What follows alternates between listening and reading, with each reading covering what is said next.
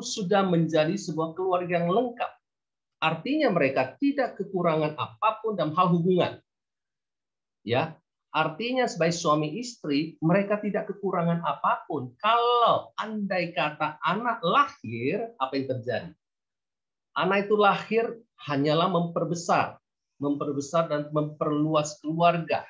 Dia tidak melengkapi keluarga. Kesimpulannya apa kalau begitu? Kesimpulannya adalah bahwa semua hubungan yang ada di dunia ini selalu di pemandangan awal Allah diawali dengan apa? Hubungan suami istri. Betul saudara? Hubungan suami istri ya. Karena waktu itu hanya ada Adam dan Hawa, belum lahir si Butet dan si Ucok ketika Allah berkata, sungguh sangat amat baik. Nah, dari situ kita belajar satu prinsip. Prinsip yang kita mau taruhkan malam ini adalah setelah saudara punya anak, ingatlah, kalau Allah berkata, sungguh amat baik hubungan kalian sebagai suami istri, walaupun waktu itu belum ada si Johnny atau di Susi, itu artinya hubungan suami istri haruslah diprioritaskan, haruslah dipandang utama dalam hal mendidik anak, dalam hal membesarkan anak. Mengapa? Karena saudara tidak memprioritaskan hubungan suami istri, akibatnya apa? Akibatnya adalah yang jadi korban adalah anak.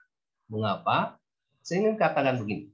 Anak seringkali menjadi korban kekerasan, korban kemarahan dari seorang ibu ketika ibunya itu kesal dan marah sama bapaknya, suaminya tentunya.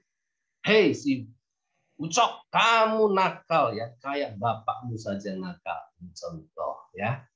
Jadi atau ketika suaminya marah, suaminya kesel sama istrinya, ketika melihat anaknya tidak berperilaku baik, contohnya tidak taat atau berantakan, dia keluarkan kemarahan itu yang kena adalah anaknya.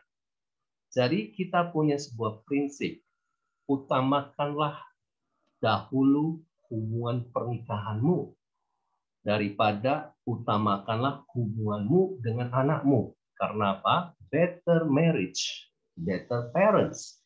Hari-hari terbaik saya dan Sunlan dalam mendidik anak adalah ketika kami punya hubungan suami istri akur, ya, damai sejahtera, enjoy, happy. Tetapi hari-hari ketika kami tidak baik hubungan suami istri kami, yang terjadi apa? Ketika kami mendidik anak, kita bisa beda pandangan, beda pendapat, dan muncul kekesalan pada anak. Tapi lebih daripada itu, anak-anak itu akan aman. Ya, sudah mau anak-anak sudah aman? Saya ingin cerita. Suatu hari kita konflik. Ketika kami konflik, ya waktu itu udah lama waktu anak kami masih kecil. Ternyata apa yang terjadi, walaupun mereka tidak melihat kami konflik, anak kami nggak bisa tidur, gelisah. Nah, disitulah saya dan istri saya bertobat. Kami menyadari bahwa anak walaupun mereka tidak sadar atau lebih tepatnya tidak melihat konflik itu, tapi mereka bisa merasakan. Ketika anak kami kecil, mereka bisa merasakan. Jangan anggap enteng. Ya, mereka tahu. Bukankah kita ketika kecil dulu kita tahu papa mama lagi ribut atau tidak?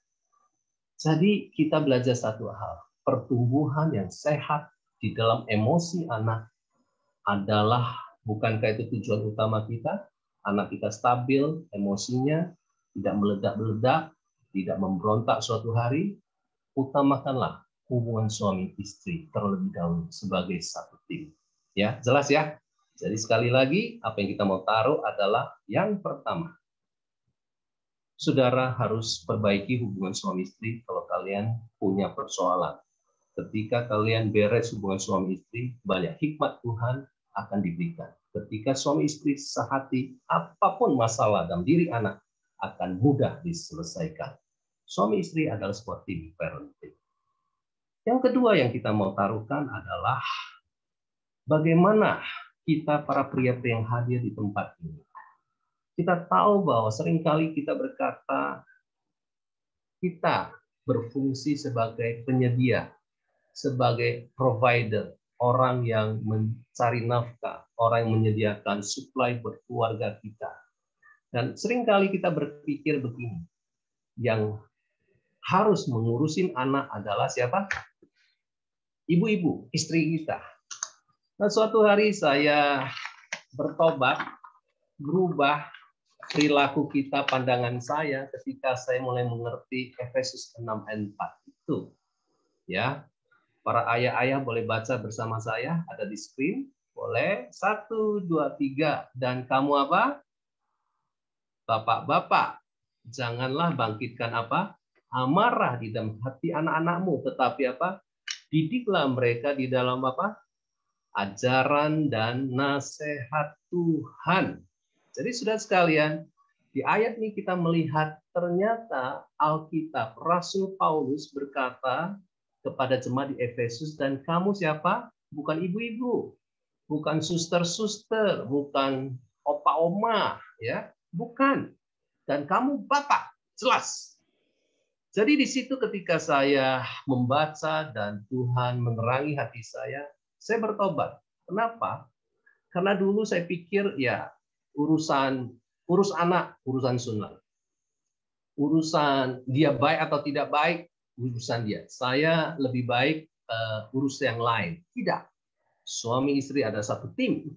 Dan kalau lihat ayat ini, firman ini ada suatu mandat. Sudah tahu mandat? Mandat adalah sesuatu ketetapan dari Tuhan. Jadi tidak main-main. Jadi mungkin di surga Tuhan akan bertanya kepada kita para ayah, apa yang kita sudah lakukan terhadap anak kita. Karena ini ada sebuah perintah. Didik anak kita dalam ajaran dan nasihat Tuhan. Ya, nasihat siapa? Bukan nasihat kita, nasihat Tuhan. Jadi kita sebagai kepala rumah tangga, kita juga adalah wakil Allah buat keluarga kita.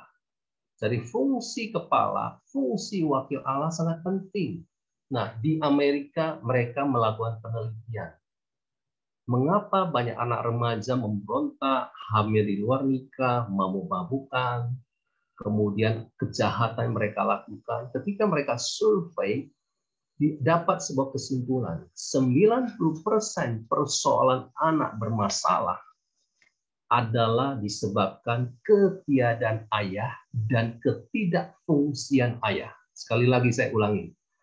Masalah utama anak-anak kita bermasalah disebabkan karena ketiadaan ayah. Artinya ayahnya tidak ada, sudah cerai, atau ketidakfungsian. Ada bapaknya, tapi tidak berfungsi. Malam ini saya ingin mengencourage para suami hari ini, para pria, ambil tongkatmu. Kalau Musa punya tongkat Allah, di tanganmu ada sebuah tongkat, otoritas dari Allah yang diberikan kepadamu untuk apa? Didik anak saudara dalam ajaran dan nasihat Tuhan. Amin, Bapak-bapak.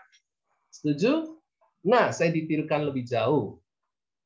Apa yang harus dilakukan untuk anak usia antara 0 sampai 4 tahun? Tapi ini diteruskan setelah mereka besar. Yang pertama adalah mendoakan anakmu. Mengapa penting mendoakan anakmu? Karena Alkitab berkata seperti ini. Sesungguhnya anak-anak lelaki adalah apa? Milik pusaka daripada Tuhan, dan buah kandungan adalah suatu upah. Seperti anak-anak panah di tangan pahlawan, demikianlah anak-anak pada masa muda. Itu Mazmur 127:3. Saya punya sebuah gambaran begini. Kalau sudah lihat fotonya, ya tahu di situ ada seorang pemanah. Dia sedang memanah anak panah kepada siapa? Sasaran. Nah, salah satu cara buat seorang ayah berfungsi ketika anaknya masih kecil adalah mengarahkan anaknya di dalam doa. Saya kasih contoh, ya.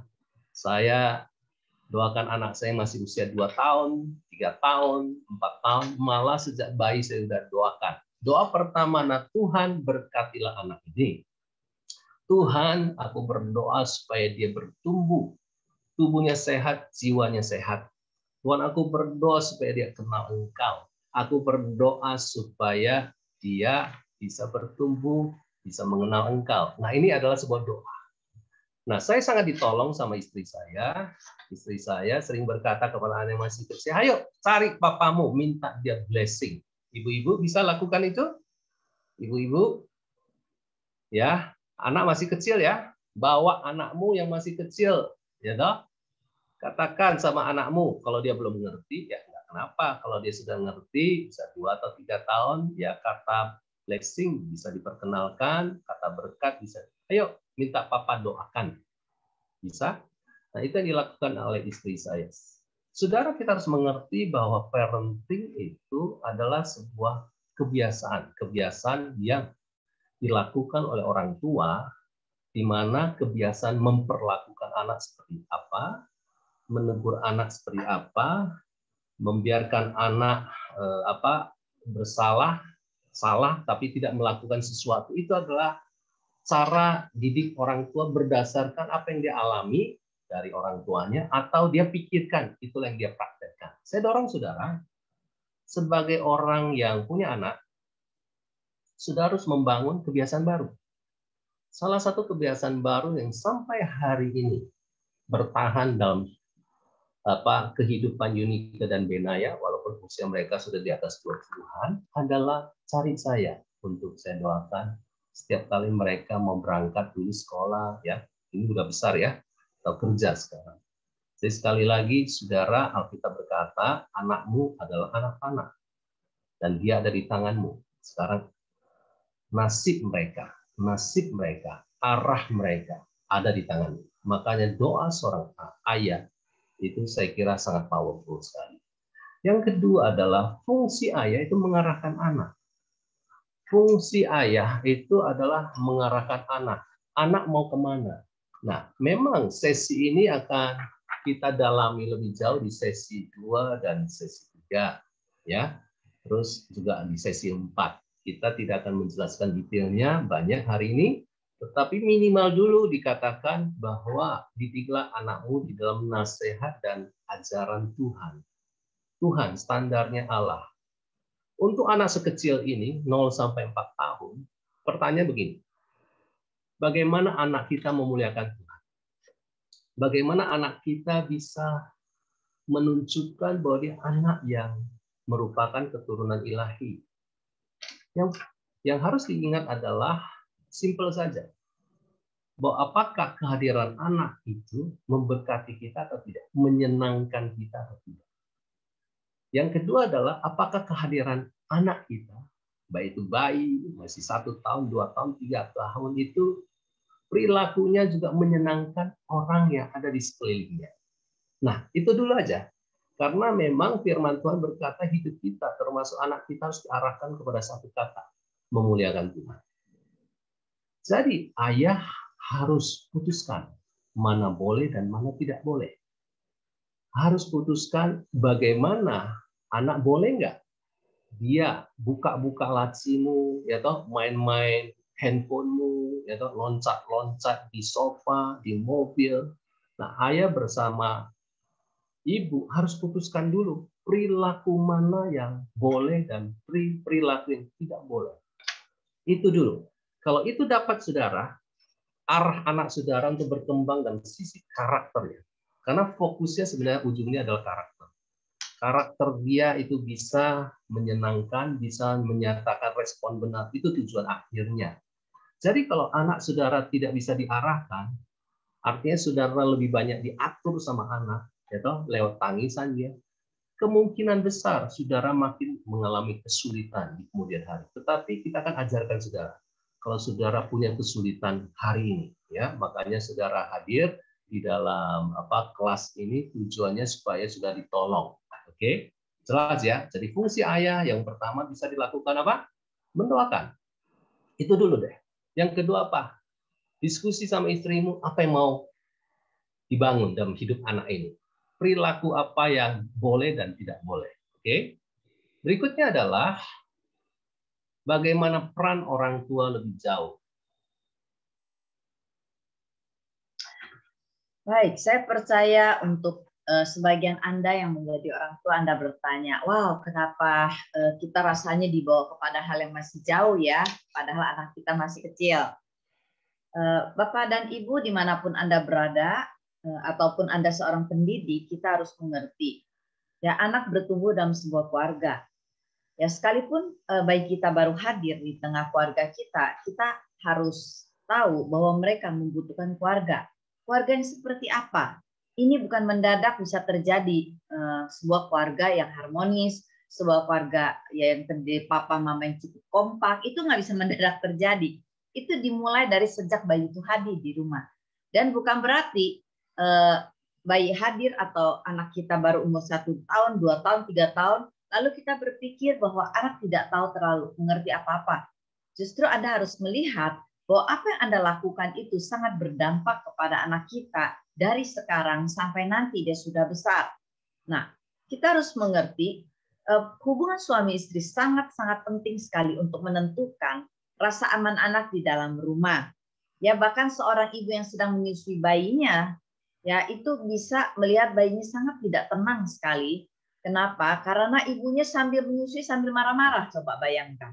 Ya, sambil marah, ya akibatnya bayinya pun tidak tenang. Anak di bawah usia 3 tahun terutama ya, mereka itu sangat sensitif dengan situasi di sekitarnya. Walaupun mereka tidak bisa mengungkapkan dengan kata-kata, namun mereka sangat peka dan sensitif dengan situasi yang membuat mereka tidak nyaman. Nah, tapi kadangkala sebagai orang tua, apalagi pasangan muda, banyak melihat ini ada hal yang kecil. Nah, untuk itulah sense dan naluri sebagai ayah dan ibu harus ditumbuhkan sejak kapan? Sejak bayi. Ya, itu yang paling benar. Kenapa? Karena kebutuhan emosional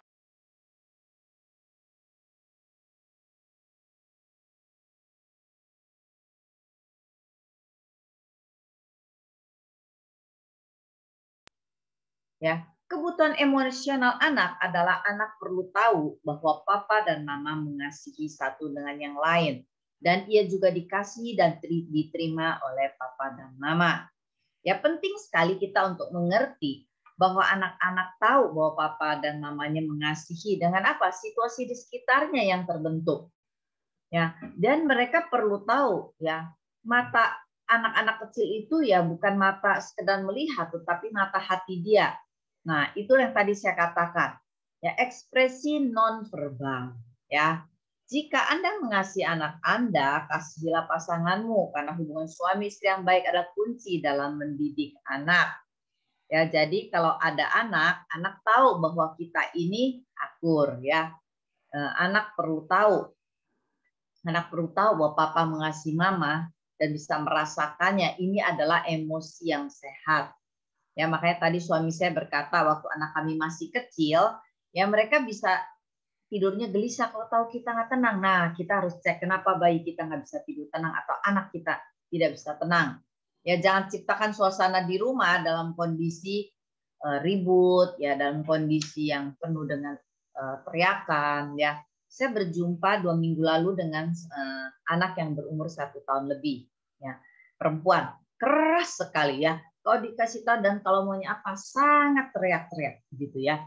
Dan waktu saya berjumpa dengan pasangan ini dan anaknya, ya lalu mereka bertanya kepada saya, anaknya 14 bulan kalau tidak salah usianya, dan orang tuanya ayah ibunya ini kewalahan, dia berkata, kenapa ya masih kecil kok udah keras hati ya Bu Sunlan. Saya berkata dan saya bertanya, anak yang masih berumur seperti ini, dia bukan mendadak menjadi keras, tetapi pertanyaan saya adalah, apa yang terjadi waktu ibu mengandung anak ini? Apakah ibu banyak konflik, ibu banyak teriak, bapak juga teriak?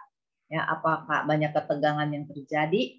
Nah, waktu saya mengungkapkan ini, tiba-tiba sang ibu terkejut sekali. Dia berkata, iya ya, anak saya itu ya sampai melahirkan itu kita masih suka ribut loh, Bu. Saya bilang, bagaimana menolongnya? Tidak sulit, saya bilang.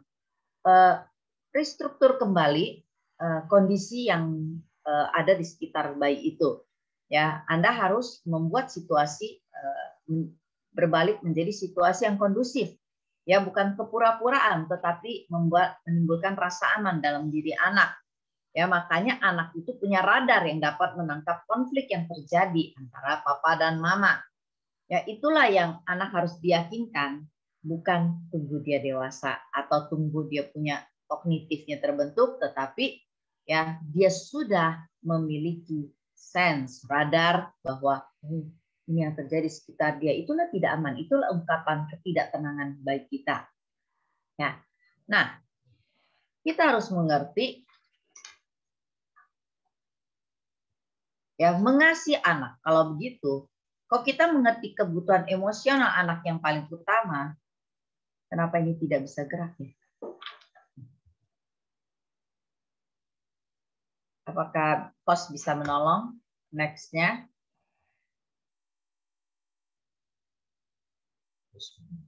Oke. Ya, sekalipun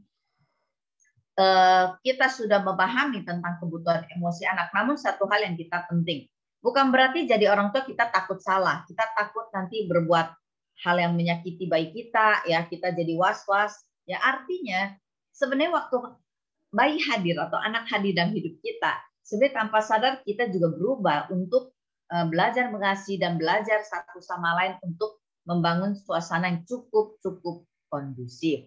Nah, jadi penting sekali untuk kita mengerti, mengasihi anak bukanlah kita selalu ingin menyenangkan anak, membuat anak itu aman, itu artinya wah apapun dipenuhi. Ya makanya ibu-ibu yang sebagian apalagi punya bayi yang pertama, karena ini Zoom saya nggak bisa bertanya berapa banyak yang punya anak pertama atau bayinya pertama kali. Ya biasanya kita kalau dengar bayi tangis, kita itu panik. Nah, sang ayah juga lebih panik lagi. Ya, "Ma, cepetan bikin susu, Ma, ini, Ma, begitu." Nah, hal-hal seperti ini bukan kondisi yang sehat untuk bayi dan anak kita. Dia bisa haus, dia bisa lapar, dia bisa minta makan.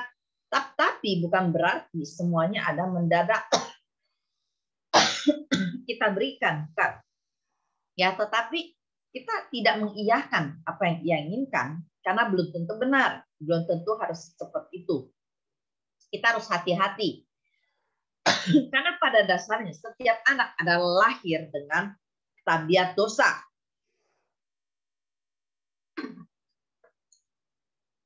Pemazmur berkata, dalam kesalahan aku diperanakan, dalam dosa aku dikandung ibuku. Ketika anak makin besar, ya bahkan sejak bayi pun, ya akan kelihatan tabiat dosa dia yang mementingkan diri sendiri. Ya, makanya dia bisa nangis. Tapi selama sebagai orang tua, kita cukup peka untuk melihat bayi kita. Oh, ini waktunya makan, ya. Ini waktunya minum susu. Tenang saja, ya. Anda punya cukup waktu, Anda bisa menyiapkan diri. Nah, suami istri tidak boleh ribut dalam fase-fase ini. Cepetan ya, harus gini, harus gitu. Mama nih lelet nih, papa nih nggak bantuin nih. Ya hal-hal inilah yang malah kita berdua konflik untuk menyenangkan hati anak kita dan memenuhi kebutuhan anak kita. Ingat, kesehatan suami istri itu penting ya untuk membuat anak aman dan anak tidak rewel. Ya. Jadi mengasihi anak ya bukan sekedar nanti kebiasaan nih sampai besar jadi kita apa-apa kita susah lihat anak ngerengek, anak menangis. Padahal kita harus sehati, kita harus kompak. Ya kita harus tenang menghadapi apapun yang terjadi dalam diri anak kita. Melatih yang kedua, melatih anak berespon dengan benar. Ingat, waktu kita menghadapi anak ya dan mengasihi anak, kita sedang melatih anak untuk sabar, misalnya tenang. Ya, kalau waktu anak saya masih bayi, saya ingat sekali ya. Saya selalu kalau dia nangis, ya oh ya udah waktunya. Walaupun lewat 5 menit, saya berkata pada anak saya, bayi saya, tenang ya nak, mama akan bikin susu. Ya, mama sedang siapkan diri buat kamu yang terbaik. Ajak anak kita dialog tanpa saya merasa takut. Ya. Waktu saya membangun ini, bulan demi bulan dilalui, tanpa saya sadari, kenapa bayi saya kenapa lebih tenang ya kalau saya bicara. Kenapa? Karena dia mendengar suara saya, dia tahu tanggapan saya. Berarti tidak lama lagi susu akan datang ya dan dia akan minum dengan lahap sekali. Nah, jadi melatih anak berespon dengan benar itu artinya kita melatih kebiasaan yang baik. Ya, bukan melatih kebiasaan yang panik kita, kebiasaan ketakutan kita. Ingat baik-baik Bapak Ibu, ya sekalipun bayi hadir dan belum bisa komunikasi, ya anak-anak kita tidak pandai mengungkapkan apa yang diinginkan, ya tanggung jawab kita bukanlah memastikan anak bahagia, tetapi memastikan ia berespon dengan benar. Penuhi kebutuhan anak kita dengan benar. Ya, artinya kita melihat kondisi anak kita dengan benar, bukan kondisi dengan khawatir apakah saya menjadi orang tua yang terbaik, ya, dengan menunda beberapa saat misalnya. Nah, kalau kita mengerti hal ini, maka Anda akan belajar menjadi orang tua yang bijaksana, ya. Seperti itu. Saudara sekalian, kita yang hadir tentu ada yang punya bayi, ada yang sudah punya anak 1 tahun, 2 tahun, 3 tahun, 4 tahun. Jadi kalau saudara mendengar kata bayi, kata anak, jangan dipisah-pisahkan, karena ini adalah kelas buat gabungan antara bayi dan gabungan antara anak usia di bawah 4 tahun. Oke? Nah, saya melihat ada sebuah persoalan besar dalam zaman modern ini, terutama di tengah-tengah orang Kristen, di mana ketika mereka tahu bahwa Allah sangat mengasihi mereka, ya, mereka mengalami kasih Tuhan, mereka mengalami banyak hal yang baik dari Tuhan, tanpa mereka sadari, mereka itu mereka hanya menyatakan kasih yang menurut cara pemikiran mereka. Artinya begini, artinya apa-apa adalah anak, apa-apa yang penting anak, apa-apa yang paling perlu diperhatikan adalah anak. Nah, saya ingin menjelaskan tentang bahaya anak menjadi pusat. Karena itulah fenomena yang bukannya terjadi di tengah-tengah orang Kristen, tetapi di tengah-tengah dunia ini juga. Seperti yang saya katakan di dalam Kejadian pasal 1 tadi, bahwa ketika Tuhan berkata sungguh amat baik, belum ada anak di situ. Nah, dari sana kita mulai lihat bahwa sebenarnya kehadiran anak itu adalah anggota dari keluarga. Dia memperluas hubungan keluarga. Masih ingat Bapak Ibu tentang program KB? Program KB di mana ada sebuah gambar, saya tidak tunjukkan kepada saudara. Coba bayangkan gambar itu, yaitu ada seorang ayah, seorang ibu di tengah, dan kiri kanan ada anak. Sebelah kiri ada anak, sebelah kanan ada anak. Nah, itulah sebenarnya yang benar.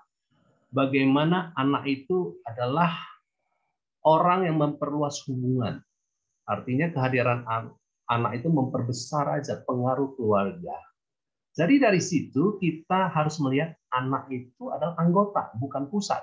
Katakan bersama saya, anak adalah anggota, bukan pusat keluarga. 1, 2, 3, anak adalah apa? Anggota, bukan apa? Pusat keluarga. Nah, apa yang dimaksud orang tua menjadikan anak sebagai pusat?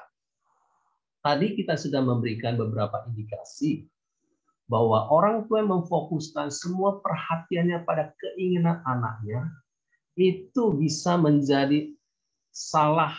Dalam bahasa Inggrisnya disebutnya cara mendidik anak dengan berpusat pada anak, child-centered parenting. Nah, child-centered parenting itu yang melahirkan anak menjadi pusat keluarga. Penyebab yang pertama adalah kita sebagai orang tua, ternyata kita adalah jenis orang tua yang tidak tegas, yang sifatnya boleh, semua boleh, ini boleh. Nah, terjemahan atau bahasa yang lain adalah permisif. Artinya semua oke, tidak ada aturan, ya toh, tidak ada ketegasan, ya. Dan tiap kali orang tua yang jenis seperti ini, kalau anak nangis, dia tidak tahan mendengar suara anak menangis. Ada di sini, Bapak Ibu, ya. Kalau saudara takut sama anak menangis kepanjangan, jangan-jangan saudara menjadi orang yang kecenderungannya menjadikan anak sebagai pusat. Apa yang terjadi di kemudian hari? Saudara sebagai orang tua lebih bertindak sebagai pemadam kebakaran. Ada masalah baru dibereskan. Ada masalah dibereskan. Seharusnya sebagai orang tua jangan tunggu ada masalah dulu baru dibereskan. Saudara harus tahu apa yang saudara mau bangun. Yang saudara harus bangun adalah karakter anak. Ya, nanti kita akan jelaskan lebih dahulu di sesi berikutnya. Oke. Penyebab kedua, kalau kita teliti, saya dan istri saya mengamati bertahun-tahun, mengapa orang-orang Kristen itu menjadikan anak sebagai pusat. Penyebab kedua ada perasaan bersalah. Ketika seorang ibu kerja di luar, pulang udah sore, ya kan? Apa yang dia lakukan? Yang dilakukan adalah mencoba untuk punya hubungan dengan anak atau menyenangkan anak, ya toh, apapun yang dia minta dikasih, dia ajak makan es krim, ya ini bicara usia 3 tahun, 4 tahun, ya toh, ya apapun yang dia lakukan supaya anaknya bahagia, ternyata dia di-drive oleh perasaan bersalah sebagai ibu yang berkarir atau seorang ayah itu tidak cukup banyak waktu karena keluar kota, karena harus pulang malam, karena kerja sampai lembur. Nah, perasaan bersalah itu saudara harus perhatikan. Jangan jadi drive, jangan memotivasi saudara untuk kompensasi. Tahu kompensasi? Supaya hati ini jadi tidak merasa bersalah. Apapun yang diminta anak dipenuhi. Mainan lah, ini itulah. Jadi itu penyebabnya. Jadi sekali lagi, ada bentuk seperti apa kalau anak jadi pusat. Ya, lebih simpel lagi ya. Yang pertama, banyak orang tua membiarkan anak berjalan-jalan sambil disuapi makanan. Ya, saya sering melihat suster mengejar anak dari belakang, ya toh. Ya, buka mulut, masukin, ya toh. Ada anak yang sambil nonton TV disuruh buka mulut, masukin lagi. Jadi sebenarnya kalau saudara mengerti, saya mau tanya saudara, setiap anak bisa dada nggak? Semua anak yang masih kecil, ya toh, bisa dada, bisa punya kebiasaan, ya dada gitu ya. Lihat tangan saya dada, ya kan? Semua anak bisa dada. Mengapa mereka bisa dada? Karena diajari. Jadi sebenarnya yang anak itu mudah berubah loh. Anak mudah berubah. Yang sulit berubah jangan-jangan kita sebagai orang tua. Percayalah, anak sudah bisa berubah. Nanti kita ajarkan saudara bagaimana memberikan sebuah contoh kegiatan yang benar supaya anak makan dengan benar seperti apa. Yang kedua adalah saya juga melihat ada anak yang bayi masih oke lah tidur di tengah ranjang utama suami istri, tetapi ketika kita melakukan banyak seminar atau kelas parenting di luar kota, ternyata banyak juga yang suaminya di kamar lain, ya toh, istrinya tidur sama anak, bukan hanya 6 bulan pertama, tapi bisa sampai 2 tahun, atau bapaknya tidurnya di lantai, istrinya di ranjang, ya toh, beda kasur, dan bayinya bersama ibunya. Saudara, oke lah kalau itu masih proses 4 bulan pertama, 6 bulan pertama. Kalau saudara membiarkan anakmu menguasai ranjang utama, jangan-jangan cara berpikirnya adalah anak yang terutama. Makanya banyak suami-suami mungkin tidak berani ngomong, dia menderita, ya toh, dalam hatinya. Karena sebenarnya desain Tuhan adalah hubungan suami istri jangan rusak karena kehadiran anak. Kami akan mengajar lebih jauh bagaimana menolong anak yang usia 6 bulan suatu hari bisa ke ranjang bayi, ranjang tersendiri, atau juga di kamar sebelah ketika dia udah mulai agak 1 tahun, ada yang temenin, nanti kita ajarkan. Yang ketiga adalah kebiasaan anak kelihatannya kalau dia ngamuk, kalau nggak dikasih atau diikuti permintaannya, ini yang disebut anak temper tantrum. Artinya dia ngamuk, dia guling-guling di lantai, atau dia menunjukkan mau muntah-muntah, wek gitu loh. Jadi ini menunjukkan sebenarnya orang tua itu tidak tahu apa yang harus dilakukan. Kemungkinan besar anak ini sudah kebiasaan diikuti apa yang dia mau. Ingat sekali lagi, firman Tuhan berkata yang jadi otoritas dalam keluarga apa? Bukan anak. Orang tua jadi otoritas. Betul? Anak itu harus submit, tunduk, hormat, ya kan? Nah, jadi kalau itu terjadi berarti ada yang salah sebenarnya. Kemungkinan besar orang tuanya adalah permisif, pemboleh, sehingga kejadian ini terlihat nanti. Oke? Jadi keinginan anak itu ada yang benar, ada juga tidak benar.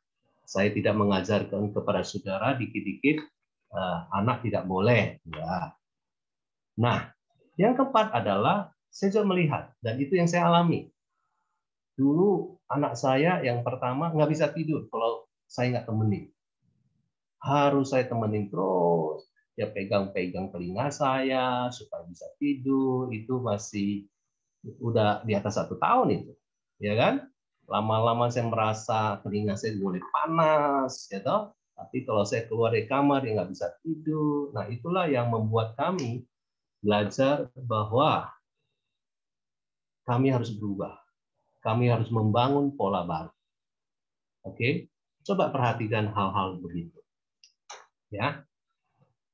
Nah, apa bahayanya? Ini bahaya. Bahaya pertama adalah hubungan suami istri bisa rusak.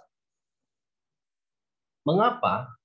Ketika anak belum hadir, ya suamimu kalau pulang pasti bawa apa? Sesuatu buat istrinya. Ya mungkin makanan.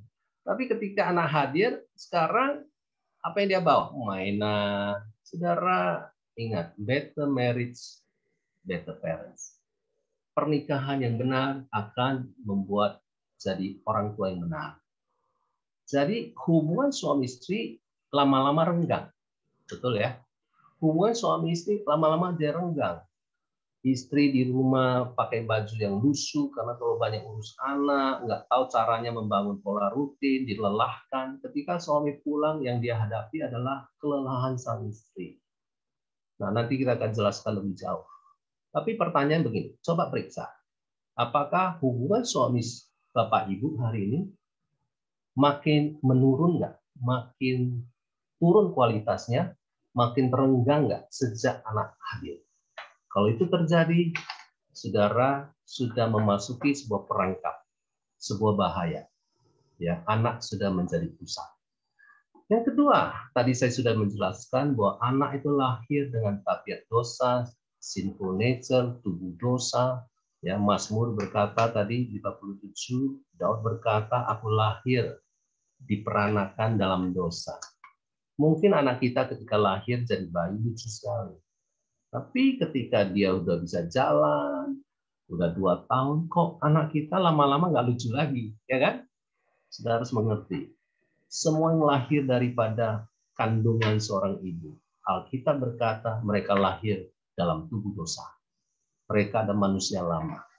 Mereka punya kecenderungan egois. Nah, orang tua harus menyadari walaupun anakmu masih kecil, masih bayi, dia belum bisa kenal Tuhan Yesus, tentang arti Yesus mati di kayu salib, belum tahu.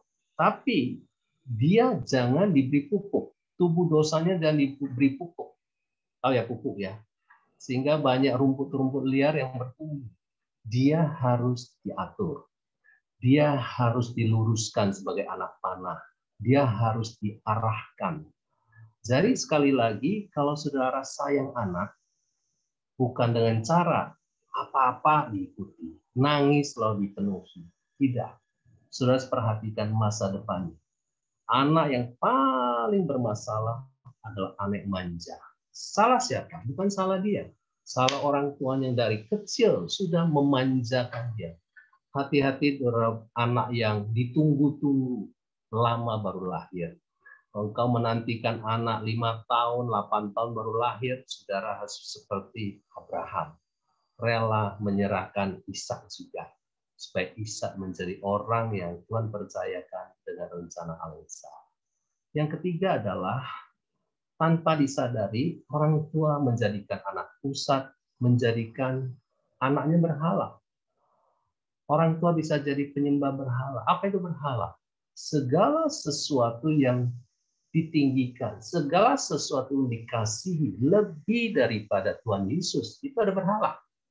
Ketika sudah mengasihi anak lebih daripada Tuhan, mengutamakan dia lebih daripada Tuhan, sehingga saudara kehilangan waktu doa, kehilangan baca Alkitab, waktu baca Alkitab, tidak bisa hadir di kebaktian, ya toh, di komunitas, di komsel. Pertanyaan besar adalah, jangan-jangan anak sudah jadi berhala. Dan itu hal yang tidak baik. Itu adalah sebuah dosa. Makanya Bapak Ibu, kita datang bukan menghakimi saudara. Didatangkan untuk menolong saudara supaya anak haruslah menjadi anggota keluarga, bukan menjadi pusat keluarga. Oke? Nah, sekali lagi, bolehkah kita baca sama-sama yang warna hijau? Kesalahan. 1, 2, 3. Kesalahan terbesar dalam mendidik anak adalah apa? Menjadikan anak sebagai pusat. Seharusnya apa? Christ-centered parenting. Kristus jadi pusat. Nanti kita akan jelaskan lebih jauh lagi hal ini di sesi-sesi berikutnya. Ya, menjadikan anak sebagai pusat memang bukan sesuatu yang baru, tetapi kita harus ingat. Ingat waktu Anda pacaran, kalau Anda waktu belum ada anak, mungkin waktu masih hamil, istrinya, kita suka ingat ya kesukaan istri, pulang bawain sesuatu. Istri juga ingat masakin apa buat suaminya, ya sebelum ada bayi. Wah, kita rasa penuh perhatian satu dengan yang lain. Kehadiran bayi. Ya, semua kita pulang biasanya cium pipi istri. Sekarang jadi cium bayi lebih dulu, gitu ya. Nah, itulah sebuah tanda-tanda sederhana kita melihat bayi yang lebih utama. Jadi yang bicara anak sebagai pusat, tapi kesenangan anak diutamain. Kesehatan anak yang paling penting daripada kesehatan ibunya atau kesehatan ayahnya. Kalau ibunya tidak sehat, bagaimana bisa mendidik dan membesarkan bayi yang sehat atau anak yang sehat. Jadi kita harus mengerti kenapa sih kita suka kasih anak, suapinin anak kemana-mana gitu ya. Sebenarnya kita mau dia makan, yang penting makan gitu loh ya. Tapi kita tidak pikir dampaknya apa kalau kita kejar dia kemana-mana makan gitu ya. Bukannya duduk dengan tenang, tapi kita udah menjadi sebuah fenomenal di mana-mana kita lakukan itu. Kita pikir itu benar. Ya mungkin benar hanya untuk berfokus pada bayi kita atau anak kita kenyang. Tetapi kita tidak sadar itu membentuk karakter yang buruk buat anak kita. Ya, kita mau anak kita sehat, tetapi kita nggak pikirkan bahwa dia akan mengambil alih semua perhatian waktu kita, sehingga tidak heran ada sebagian orang tua yang lelah waktu ada anak atau bayi yang baru hadir. Ya, nah kalau sudah lelah, biasanya semuanya suami istri itu banyak didorong oleh emosi. Ya, emosinya jadi naik turun. Nanti kalau lagi merasa bersalah, dia peluk, dia nangis, maafkan mama tadi marah, maafkan mama tadi kesel ya. Nanti kalau sudah lagi kesel ya kita nggak mau tahu, pokoknya gara-gara kamu nih, aduh capek sekali ya, kamu ngompol lagi, kamu kurang ini, kamu kurang itu. Nah, kenapa penting sekali kita belajar mendidik anak sedini mungkin? Ya, tentu saja ini tidak akan kita belajar dalam satu malam ini. Kita akan belajar secara bertahap. Dalam 4 pertemuan kita berharap ini bisa menolong, memberikan hikmat kepada Anda. Seharusnya dalam mendidik anak kita menjadikan Yesus sebagai pusat. Artinya apa? Kadang-kala waktu kita sudah menjadi ibu, ya kita tuh kehilangan kepekaan. Kita nggak ada hikmat, kita nggak ada anugerah hadapin bayi kita atau anak kita yang masih kecil. Ya, kita bisa tanpa sadar main tangan, kita cubit, kita mulai sedikit jewer, tapi habis itu kita doain dia, kita pikir itu sembuh. Nah, enggak bisa begitu cara mendidik anak di bawah usia 4 tahun. Kita harus mengerti, ada sebuah perbedaan mendidik anak di atas usia 4 tahun, itu mereka sudah mulai bisa bicara.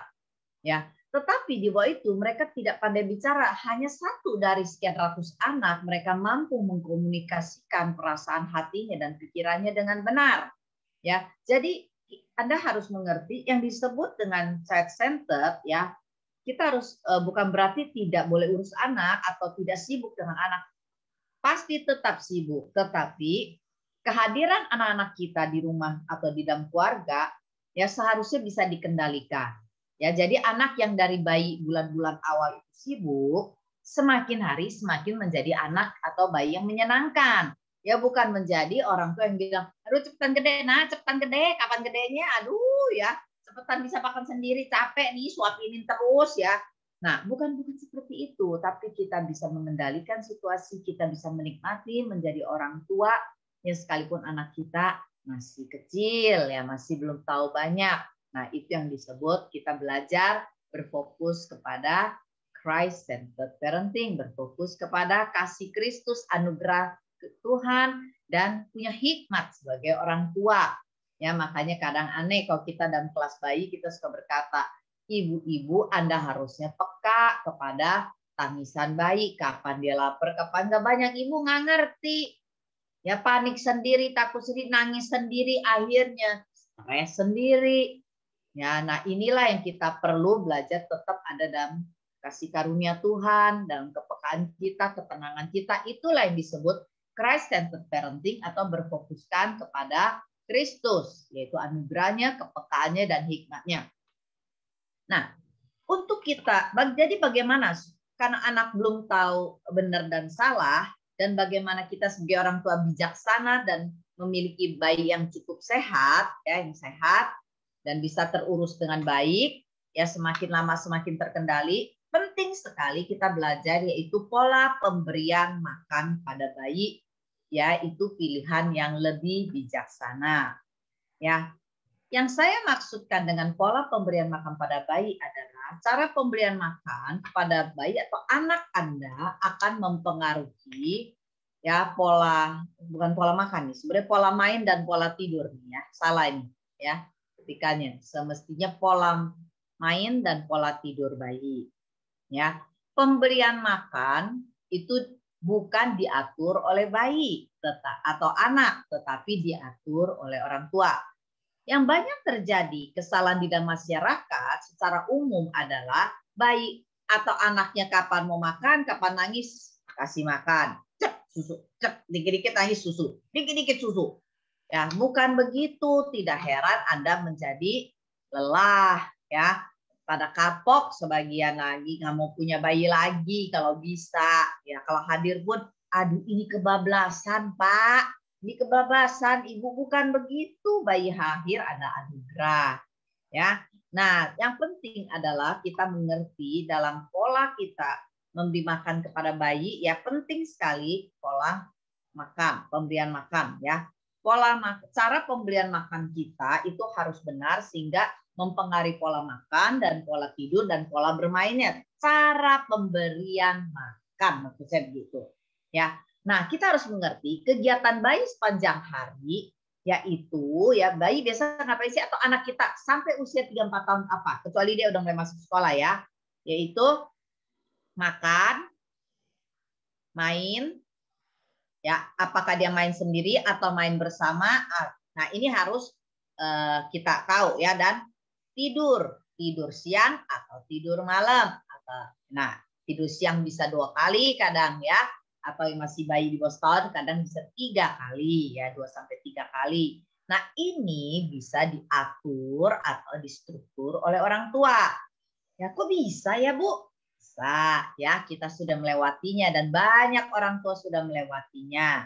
Ya nanti saya mau jelaskan nih lebih dalam lagi. Ya kalau kita bisa mengatur dengan baik, maka dampaknya adalah gaya hidup anak kita yang rutin teratur, ya dan dapat diperkirakan sekalipun bayi atau anak kita punya temperamen yang berbeda. Ya.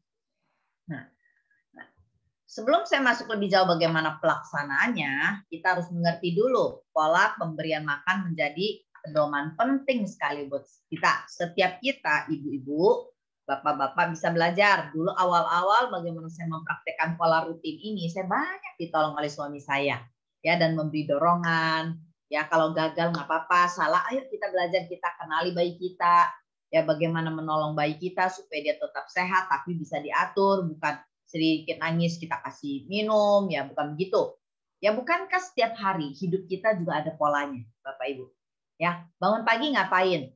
Oh, bangun pagi doa dulu misalnya. Oh, bangun pagi umumnya mandi, sikat gigi, habis itu makan pagi, habis itu mungkin ibu-ibu masak atau pasar, habis itu apa kegiatan ini, habis itu makan siang, habis itu mungkin istirahat sebentar. Nah, pola itu pun bisa terjadi dalam hidup bayi atau anak kita, ya. Nah, kalau anak kita sudah bisa diatur seperti itu sejak bayi itu baik sekali. Sebenarnya kami mengajarkan ini kepada salah satu modul dalam kelas mendidik anak kami yang kita sebut welcoming baby. Nah, kita dalam hal ini saya cuma menyimpulkan sedikit, tapi akan sedikit mendetail ya untuk anak yang lebih besar ya, yaitu nanti di sesi yang ketiga, yaitu aturan bijak dalam makan, main, dan tidur. Ya, supaya sekalipun diatur jangan sampai anak kita jadi tidak sehat. Ya, belajarlah cara mempraktekannya adalah kalau setiap kita punya bayi sejak awal, kita harus kenali ya, manfaatkan minggu-minggu pertama untuk stabilkan pola lapar bayi dengan apa? Dengan memberi makan secara teratur, biasanya 2 sampai 3 jam. Ya, jangan setiap 1 jam nangis susu. 1 jam. Tidak heran Anda lelah, memberi susu saja sudah 15 sampai 40 menit kadangkala. Nah, Alkitab menyatakan Allah kita teratur, dapat terlihat dari ciptaannya. Ya, matahari mulai dari mana munculnya? Timur, tenggelam di barat. Nggak teratur ya, mendadak muncul timur. Waduh, itu langsung kacau ya. Nah, seperti kita orang dewasa bisa belajar, demikianlah bayi kita atau anak kita. Ya, biasakan mereka punya keteraturan. Ya. Nah, kata kuncinya adalah setiap kali pemberian makan bayi atau anak, usahakan bayi kita atau anak kita yang sudah umur 1 tahun ke atas atau 1,5 tahun ke atas itu kata kuncinya adalah kenyang. Ya, jangan baru minum susu atau ASI baru 10 menit, ngantuk, ditaruh. Tunggu aja sejam lagi bangun. Ya, nah kata kuncinya adalah harus kenyang. Beberapa minggu lalu saya menolong seorang ibu yang baru melahirkan bayinya 2 minggu. Ya, katanya bayinya rewel sekali. Nah, waktu saya mengunjunginya, saya menolong dia cara menyusui yang benar. Setelah itu saya lihat, loh kenapa ya baru disusui 20 menit, kenapa bayinya sepertinya gelisah sekali. Lalu saya berkata, coba kamu susui lagi. Bayinya langsung rewel lagi, ya, lagi disusui. Saya bilang, apakah ASIMU cukup? Ya, kalau tidak cukup, ayo harus ditambah susu. Benar juga dikasih susu formula, ternyata dengan cepat sekali bayi itu habiskan. Berarti saya katakan susu ASI kamu tidak cukup, susu ibu kamu. Kamu harus punya hikmat dan peka pada bayi. Aduh, saya pikir kenapa ya dia rewel, ya saya sampai stres, dia berkata pada saya. Saya bilang tidak perlu stres, kamu harus kenali ASIMU tidak cukup. Itulah yang disebut butuh hikmat. Ya sama, bahkan anak kita sudah mulai besar, bisa makan makanan padat, kita harus jangan sedikit-dikit snack. Ya, snack itu artinya nanti makan sedikit kerupuk, nanti 1 biskuit, nanti habis itu sejam lagi apa. Tidak begitu. Anda harus mempolakan anak Anda. Ya, kalau bayi 2 baru bayi 2 sampai 3 jam. Setelah dia naik 2 bulan ke atas, dia mulai naik 3 sampai 4 jam. Ya, itulah yang disebut keteraturan. Ya, jangan terlalu kaku. Tapi Anda harus membangun pola hidup yang teratur, bisa membedakan kebutuhan bayi atau anak dan keinginan. Ya, berilah rasa aman pada bayi dan rasa percaya diri Anda sebagai orang tua. Karena bayi itu mulai dibiasakan belajar tahu apa yang akan terjadi selanjutnya. Kalau pola itu kebangun, bayi akan tahu. Dan Anda juga tahu, ini memang udah waktunya. Nah, kalau mendadak dia lebih cepat lapar, berarti dia butuh diperpanjang polanya, atau dia butuh lebih banyak, berarti pola dia bisa diperpanjang, misalnya dari 3 jam jadi 3,5 jam, per 3,5 jam baru kasih minum lagi. Ingat, dunia bayi atau anak kita yang terdiri dari 3 kegiatan ini, ya itu perlu berurutan, makan, main, tidur. Kenapa bukan makan, tidur, main? Karena habis makan dia perlu bergerak sedikit. Kecuali bayi ya yang di bawah usia 5 bulan atau 6 bulan. Dia biasanya makan, mainnya cuma sebentar, lalu tidur ya. Nah, ini yang biasa dilakukan. Ya, kecuali malam hari, karena malam hari tidak ada waktu main. Ya, kalaupun dia masih habis minum, dia harus langsung ditaruh di ranjangnya setelah disendawakan. Ya, nah itu yang terjadi setelah disusui, diletakkan tidur, jangan diajak main. Nanti Anda bergadang. Kalau udah begadang, Anda lelah. Ya, perhatikan dalam awal-awal kita mengenali bayi kita, kita harus teratur 2 sampai 3 jam, tidak boleh lewat kalau malam. Ya, apalagi 4 minggu pertama, karena dia masih membutuhkan susu, ya, dan jangan sampai dia dehidrasi atau kekurangan cairan atau makanan. Nah, jadi penting sekali ibu-ibu mencatat bagaimana proses pola rutin itu yang saya lakukan kepada kedua anak saya. Ya, pola rutinnya dibentuk.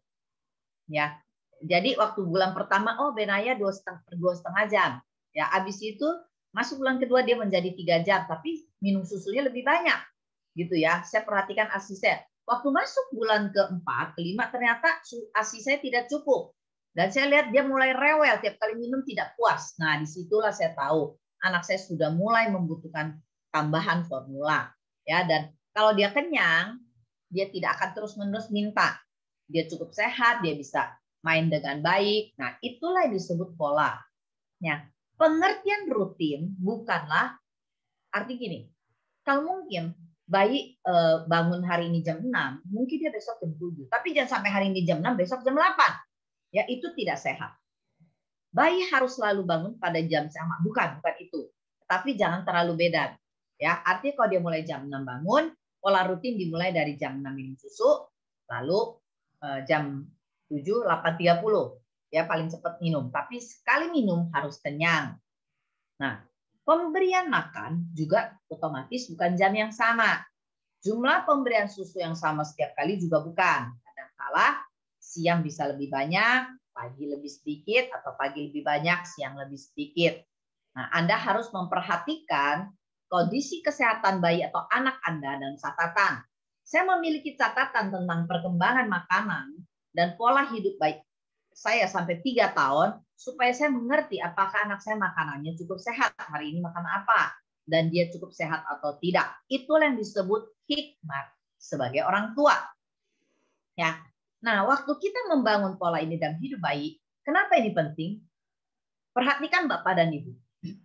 Tanpa sadar, kita sebenarnya memberikan waktu berdiri kita sendiri untuk melakukan kegiatan yang lain. Bukankah bayi atau kehadiran anak bukan segala-galanya dalam hidup kita 24 jam untuk dia? Nah, waktu saya lakukan itu terhadap anak saya Yunika dan Benaya, kalau jam 7 dia bangun, berarti saya menggeser waktu ke pasar saya atau waktu masak saya. Kalau dia jam 6, saya juga menggeser lebih pagi. Ya, saya punya waktu untuk diri saya, untuk suami saya, dan untuk kakaknya yang lain. Ya, pola ini menolong saya hidup cukup tenang, cukup sehat, dan saya tidak khawatir. Saya tahu kapan dia mandi, kapan dia makan, kapan dia tidur, kapan dia jalan dan bermain bersama dengan saya. Ya, ini membuat hidup saya cukup sehat. Saya menjadi ikut sehat karena bayi saya juga bertumbuh dengan sehat. Ya, karena dia tahu apa yang akan terjadi selanjutnya. Tentu saja, Bapak Ibu, ini ada proses ya buat kita. Ya, karena yang dibilang didik anak bukan sekedar bicara tentang dia mengenal Tuhan, tetapi dia mengenal keteraturan lewat kita orang tua yang mengatur yang terbaik untuk anak kita. Makanya penting kenapa bayi kita, misalnya anak kita perlu timbang teratur supaya kita tahu apa yang kita lakukan apakah membuat anak kita tetap sehat atau tidak, ya. Oke. Nah, memulai sebuah pola rutin, maaf, ya. Nah, untuk yang Anda punya bayi, ingat, biasanya pola rutin itu dimulainya di mana Anda ada di rumah sakit. Tetapi bagi Anda yang punya anak 1 tahun, atau bayi 6 bulan, 1 tahun, 1,5, 2 tahun, jangan khawatir. Anda masih tetap belajar bisa membentuk pola rutin. Catat dulu kegiatan harian, pola minum susu dia, pola makan, main jam berapa. Itu nanti Anda akan membuat disesuaikan dengan hidup Anda secara pribadi. Ya, nah, ini penting untuk kita belajar menemukan pola hidup bayi kita dan disesuaikan dengan pola kita supaya bayi kita tetap sehat dan kita pun hidupnya sehat. Ya. Nah, waktu kita memperpanjang ada catatan penting bagaimana pemberian makan bayi itu. Tadi saya sudah katakan, ya, kita perhatikan indikasinya jika Anda sering membangunkan bayi Anda untuk minum susu pada jadwal di pagi hari. Artinya gini, ada perpanjangan frekuensi pemberian makan di mana bayi makin bisa tahan lapar. Ya, tadi saya katakan. Ya, ingat kalau konsumsi ASI Anda tidak cukup, Anda harus tambah dengan susu formula supaya bayi Anda kenyang dan dia bisa bertahan lama dalam kegiatannya. Ya, kalau bayi lapar terus, sedikit-sedikit lapar, berarti Anda tidak cukup dan tidak sehat untuk bayi Anda sedikit-sedikit minum karena dia juga lelah, Anda juga lelah. Jadi sekali lagi, saya ingatkan para ibu, belajar rajin untuk mencatat ya apa yang terjadi, jam, apa yang dilakukan, ya, dan jumlah susunya, ya, itu akan menolong Anda tidak lelah menjadi ibu dan orang tua. Oke, jadi kata kuncinya dalam mendidik anak untuk usia bayi sampai juga 4 tahun, orang tua harus punya sebuah pola. Pola artinya sudah bisa diprediksi. Kapan anak saya bangun, kapan dia main, kapan dia makan. Pola ini tujuannya, sekali lagi, tujuannya adalah tidak membuat ibu lelah. Ya kan? Jadi ibu bisa tahu, oh nanti jam sekian anak saya akan tidur siang. Yang kedua yang saya mau ingatkan adalah para ibu-ibu, kalau Anda anakmu itu masih bangun di tengah malam setelah anakmu usia 8 bulan, ya, masih tengah malam minta ASI atau minta susu. Coba WA kepada panitia, kalau itu orangnya atau itu kasusnya, kita akan jelaskan lebih jauh. Karena kita mau tahu seberapa jauh ibu-ibu yang punya bayi, ya. Karena tidak mungkin kita jelaskan semua hal detail di sini. Oke? Tapi yang pasti adalah anak kami, Benaya, adalah, wah orang lihat ini anak mujizat katanya. Bisa tidur, diletakkan aja bisa tidur tanpa ditemani. Kemudian tengah malam dia nggak bangunkan kita setelah usia dia sekitar 4-5 bulan. Ya toh? Semuanya itu bisa terjadi bukan karena mujizat. Bukan. Karena kita tahu apa yang kita lakukan dan anak itu tetap sehat. Tidak menurun beratnya. Yang penting kita tahu teknisnya dan caranya saja. Oke? Jadi saudara kalau ada pertanyaan lebih jauh, kita akan jelaskan. Oke. Nah, saya ingin menutupnya dengan slide terakhir. Bapak Ibu sekalian, ini yang saya perhatikan adalah orang tua suka jadi lelah. Ya, apa yang saudara harus lakukan? Yang pertama, saudara sekali lagi utamakan kesehatan hubungan suami istri. Ambillah waktu untuk makan berdua atau lakukan sesuatu yang menyenangkan buat kalian berdua. Misalnya mau belanja berdua, ya toh? Mau juga beli bunga berdua, tanaman berdua, lakukan sesuatu yang atau jalan bersama berdua. Karena ini penting. Mengapa itu penting? Ketika suami kita atau pasangan kita bisa bersama-sama dekat, tahu kita dikasihi, tahu kita didukung, apapun bisa mudah diselesaikan. Ya, jadi saya ingatkan kepada saudara, ambillah waktu untuk date, ya, dating, pacaran lagi. Ya, jangan sampai anak sudah 3 tahun nggak pernah ada waktu untuk berdua lagi. Yang kedua adalah ketika saudara lelah urus anak, kemungkinan pertama yang saya sudah katakan adalah nggak ada pola rutin. Kemungkinan yang kedua adalah engkau tidak mengatur apa yang perlu dilakukan oleh anak. Ya, waktu makan jam berapa, waktu main jam berapa. Tapi dia yang atur kita. Dia atur kita dengan perilaku nangis, ngamuk, sehingga orang tua jadinya terpengaruh. Nah, kami tidak mengajarkan tentang pelajaran ini keras dalam arti kata kaku. Perhatikan, jangan salah mengerti apa yang kami sampaikan. Ya, anak saudara tetap akan hidup, anak saudara tetap akan besar, anak saudara akan gemuk, ya, cukup makan. Yang kita sedang arahkan kepada saudara adalah perhatikan karakter anak, kebiasaan anak yang baik bisa dilatih sejak awal. Sejak kapan? Sejak awal. Yang kedua adalah jangan terlalu khawatir atau perfeksionis. Orang tua yang terlalu khawatir, semuanya itu ditakuti, dikhawatirkan, sehingga ibunya jadi lelah. Ya, atau ayahnya suka perfeksionis. Monitor terus, jadi polisi buat istrinya. Istrinya jadi takut, semuanya harus beres, anak harus beres. Saudara, itu yang membuat kelelahan. Ya, artinya saudara sebagai suami sudah tidak mendukung. Bayangkan sebagai suami, apakah saudara bisa urus anak, ya toh? Terus menerus. Banyak orang lebih memilih kerja daripada urus anak karena lebih repot, lebih pusing. Tapi percayalah, ketika suami-suami engkau support, ya, kalau istrimu lelah, kasih semangat, jangan dicari kesalahan terus, ya, jangan dicari apa kekurangan dia, ya, kasih support. Lama-lama semua bisa berlalu dengan baik, penuh damai sejahtera. Tuhan ada hikmat yang Tuhan berikan. Dan yang terakhir adalah fokus utama saudara, ambil kesempatan ketika anak masih kecil, latih dia karakter, ya toh, latih dia karakter. Nah, itu tujuan utama kita. Hari ini saya ingin menjawab beberapa pertanyaan yang sudah masuk. Nah, pertanyaan pertama, bahwa anak saya usianya sekitar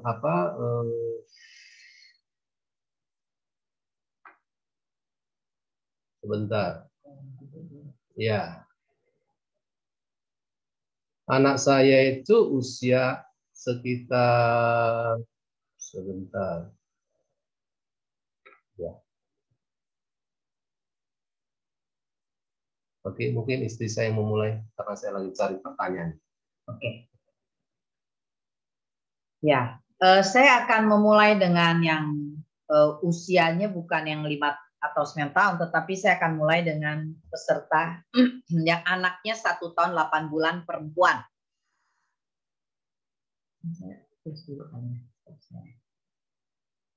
Oke. Ya, nah pertanyaannya adalah bagaimana cara memberitahu anak tanpa terkesan seperti mengomeli anak? Bagaimana cara jadi orang tua yang mendidik anak tanpa memukul? Penting sekali untuk Anda tidak melakukan pemukulan terhadap anak-anak yang masih kecil. Ya, karena itu akan memberikan dampak besar di bawah alam sadar dia. Anak-anak yang justru kelebihannya kalau kita masuk di dalam proses mendidik anak di bawah usia 4 tahun, ya sebenarnya mereka jauh lebih bisa dibentuk asal kita cukup konsisten. Nanti kita akan jelaskan lebih detail di sesi 2 besok, yaitu kehidupan 4 tahun pertama dan kehidupan anak. Ya, nah cara beritahu anak apa? Seperti tanpa kesan ngomelin. Anak-anak yang masih di bawah 4 tahun itu, ya saya kasih dulu sedikit petunjuk. Mereka itu mudah sekali menangkap apa yang kita maksud dengan kata yang sederhana.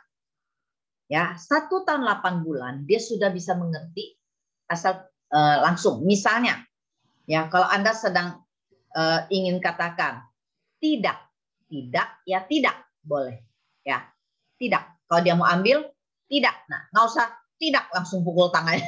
Itu namanya bukan mendidik anak, itu namanya marah. Ya, tidak. Pegang tangannya, katakan tidak.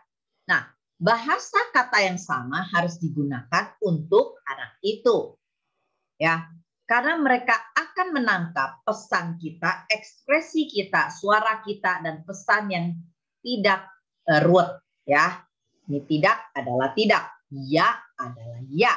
Ya, karena perintah itu harus jelas untuk di bawah 4 tahun. Apa yang tidak dan apa yang ya, gitu. Bukan menjelaskan, kamu nggak boleh, nanti kamu jatuh. Itu tidak bisa untuk anak yang di usia 1 tahun 8 bulan. Ya, katakan saja tidak, batasannya apa, maka anak itu akan belajar. Ya, jadi Anda jangan memukul. Biasanya kalau Anda memukul itu karena Anda sudah cukup emosi, ya, itu bahaya sekali. Ya, anak saya 1 tahun 8 bulan. Apakah salah menyuapin anak sambil jalan? Kalau nggak gitu nggak mau makan, Pak. Oke. Yang kedua, cara pisahin anak tidur di kamar sendiri. Di umur berapa sudah bisa tidur di kamar sendiri? Menyuapin anak sambil jalan itu kita harus memikirkan satu, kenapa kita mengatakan itu tidak bijaksana? Ya karena kita sasarannya adalah anak kenyang, bukan? Ya bisa makan. Padahal sasaran kita bukan itu saja. Betul, anak kita harus sehat, harus dicukupi kebutuhan makanannya. Tetapi yang sedang kita didik adalah kebiasaan. Ya, kebiasaan itulah yang dimana anak-anak harus belajar duduk tenang. Duduk dikasih makan. Kalau dia tidak mau makan, ya maka kita harus lebih percaya, berarti belum waktunya dia lapar.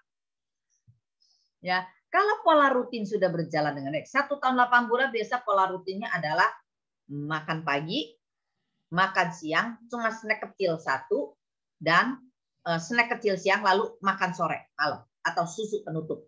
Itu maksimal. Nah, orang tua kadang-kadang memaksakan anaknya untuk makan, ya, walaupun dia belum lapar atau dia kenapa tidak lapar karena terlalu banyak snack kecil-kecil yang diberikan. Jangan. Waktu main ada main, waktu makan ada makan. Supaya waktu makan dia makan.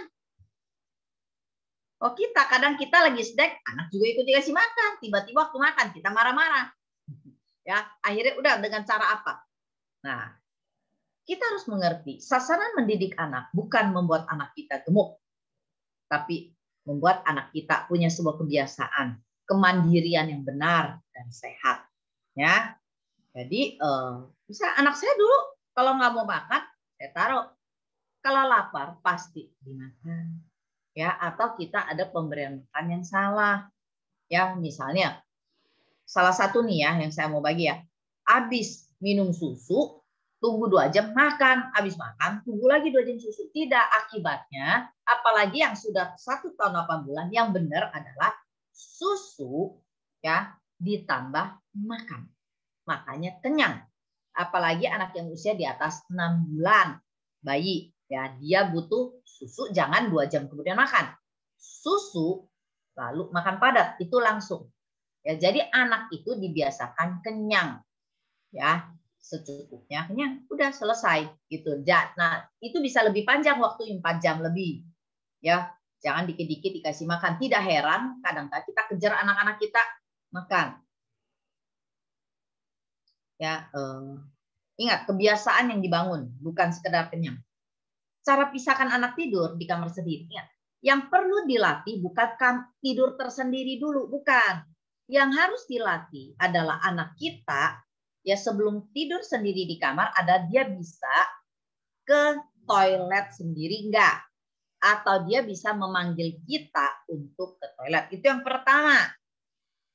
Ya, yang kedua dia bisa berjalan dengan baik. Ya, dia sudah bisa memanggil kita. Nah, tanda-tanda itu menunjukkan dia sudah mulai bisa dilatih. Kalau mau tidur kamar sendiri, latihlah waktu tidur siang. Ya, waktu dipisahkan kamar dari kita, jangan tidur malam langsung dipisahkan. Nanti baru sekali-kali kita ajarkan dia tidur malam. Kalau Anda punya jarak kamar dengan bayi Anda atau anak Anda yang masih kecil ini jauh, nah itu memang lebih sulit. Usahakan jarak kamar dia dengan kamar kita itu jangan jauh. Ya, dia bisa mengetuk pintu kamar kita. Ya, kalau ada kesulitan, ya. Nah, itu biasa dilakukan udah menjelang 2 tahun, ya, atau 1 tahun 8 bulan. Nah, hal praktis apa yang dilakukan seorang ayah setiap kali terhadap anak dalam hubungannya dengan spend time? Ini untuk usia berapa ya? Gitu. Yang pasti ya ayah itu saya anggap aja ini antara 0 sampai 4 tahun ya. Ayah itu bisa memberi waktu, ikut waktu dia ada di rumah, ikut kasih makan, kasih jus sambil buah, sambil dialog, jangan sambil kasih makan sambil main HP lagi. Nah, itu namanya bukan interaksi, itu namanya kerjaan tugas. Ya, ini bukan kerja Bapak Ibu ya. Ini adalah kita memberi waktu buat anak kita berinteraksi dan mengenali kita, sentuhan seorang ayah. Waktu main juga, kan anak-anak ada waktu main sendiri, itu ada di pola rutinnya tuh. Kapan anak kita main sendiri? Kapan anak kita main bersama? Ya, supaya hidup dia tidak dipusatkan pada dia. Ya, jadi semuanya dia. Semua kegiatan keputusannya patokannya anak kita. Enggak, bukan begitu. Anak saya usianya 1 tahun dan perempuan. Tadi dimention tidak memanjakan anak. Seharusnya itu dimulai diterapkan di usia berapa ya? Karena semenjak anak saya menginjak usia 1 tahun ini, saya mendidik anak saya supaya berani sendiri dan tidak nempel mamanya terus. Jadi saya tinggalkan anak saya sendiri di playmatnya, tapi anak nangis terus kalau ditinggal sendiri. Kata orang tua saya nanti anaknya jadi feel rejected atau tertolak ya, gitu ya, itu jadi serba salah. Oke, Anda harus mengerti dulu kebenaran apa yang Anda mau tanamkan, ya. Tidak memanjakan anak benar, tetapi bukan maksa anak mandiri tanpa Anda menolong dia cara mandiri. tadi saya berkata, ya penting sekali untuk Anda membuat pola rutin, kapan main sendiri, kapan main bersama. Kalau disebut mandiri, 1 tahun berarti kemandirian dia main sendiri itu maksimal kira-kira setengah jam, itu udah maksimal 20 menit. Jangan ditinggal terlalu lama, itu namanya Anda tidak mau capek, tidak mau repot, gitu loh ya. Jadi ada waktu main sendiri. Saya ingat waktu anak saya sudah bisa duduk di kursi makan, saya sediakan mainan, saya jaga jarak dari dia 1,5 sampai 2 meter, saya masak. Dia main sendiri. Yang disebut sendiri, ya apalagi 1 tahun, dia bisa melihat kita walaupun jaraknya ada. Ya, walaupun dia sendiri, jaraknya kita bisa lihat. Nah, itu penting karena demi keamanan buat anak kita. Ya, jadi ibu-ibu waktu Anda mendidik anak Anda mandiri bukan berarti Anda nggak mau repot, tapi Anda sedang melatih dia untuk merasa aman ya dengan kehadiran kita yang bisa dilihat ya. Nah, itu penting sekali untuk kita memahaminya. Ya, misalnya saya kan harus taruh anak saya untuk di keranjang dia waktu saya mandi, bukan? Saya taruh dia. Saya tidak akan mandi lewat dari 15 menit ya. Nah, itu hal-hal kecil seperti itu membuat saya menikmati menjadi orang tua dan anak saya juga aman. Dia tahu kalau saya tinggal, saya akan kembali. Ya, tidak terlalu lama. Gitu. Ya, jadi jangan takut anak tertolak ya. Anak tidak akan tertolak kalau Anda secara bertahap membuat dia mandiri bermain sendiri. Kalau masih bayi itu ada waktunya, malah saya tinggalkan anak saya bersama dengan mainan kartonnya yang saya suka sebutnya smart baby ya disebutnya, itu saya bisa taruh dia 3 menit, 4 menit sambil saya ngapain. Loh, kalau mau siapin mandi saya harus tinggalkan dia dulu dong di keranjang. Saya biarkan dia main sendiri sambil saya menyiapkan semuanya. Nah, itu yang disebut itu belajar memandirikan anak kita dari bayi sekalipun. Ya, jadi kita nggak panik ya sambil gendong sambil siapkan, kita bingung sendiri, kita pegang satu tangan bayi, satu tangan apa gitu ya.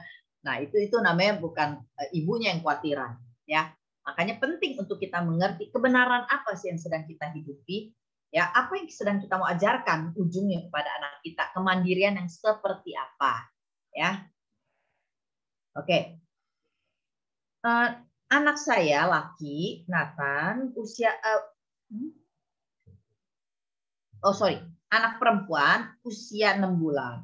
Kalau kita sebagai orang tua memiliki aturan tertentu buat anak. Tapi ketika dititipkan kakek nenek bayi tersebut, sang nenek kakek tidak ikuti aturan kita. Contohnya memanjang cucu. Memang dalam hal usia, nah saya mau kasih tahu nih ya, proses kita mengatur pola rutin, memang saya harus katakan 3 tahun pertama itu penting sekali. Ya, untuk membuat sebuah pola kebiasaan, pengenalan anak, hubungan hati, karena tidak baik bicara tapi dia kenali, kita lihat aja dia tahu, oh kita marah. Tersenyum dia tahu kita apa. Nah, itu memang jangan terlalu sering kalau dititipkan. Kalau itu mengubah kebiasaan anak kita, kita harus komunikasi dengan orang tua kita. Jangan lakukan ini. Tinggalkannya dengan pola rutin yang mana gitu loh. Ya, kalau itu merusak pola rutin, Anda harus ambil keputusan karena berarti nanti Anda yang lelah karena yang jadi orang tua Anda.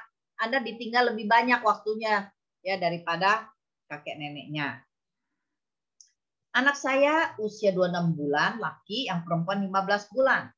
Bagaimana cara agar anak-anak bisa ikut ibadah pagi dan malam di gereja dengan tenang? Anak saya yang kedua, yang 2 tahun ini, dan yang ketiga 1 tahun, biasanya saya membawa alat pewarna dan snack. Tapi saat sudah bosan, mereka mulai ribut. Sehingga kami harus keluar ruangan gereja dan mendengarkan firman dari samping gedung gereja. Pertanyaan yang bagus sekali. Waktu saya membawa anak saya yang masih kecil, ya, selalu saya menunggu kalau udah mendengarkan firman, baru saya kasih kegiatan, baru saya kasih dia sambil suapin. Jangan waktu pujian kita kasih makan, tetapi waktu mendengarkan firman kita kasih kegiatan dan kita kasih makan. Itulah momen yang penting, ya, supaya anak kita tidak terlalu mengganggu dan tetap bisa fokus. Ya, jadi Anda tidak perlu keluar ruangan.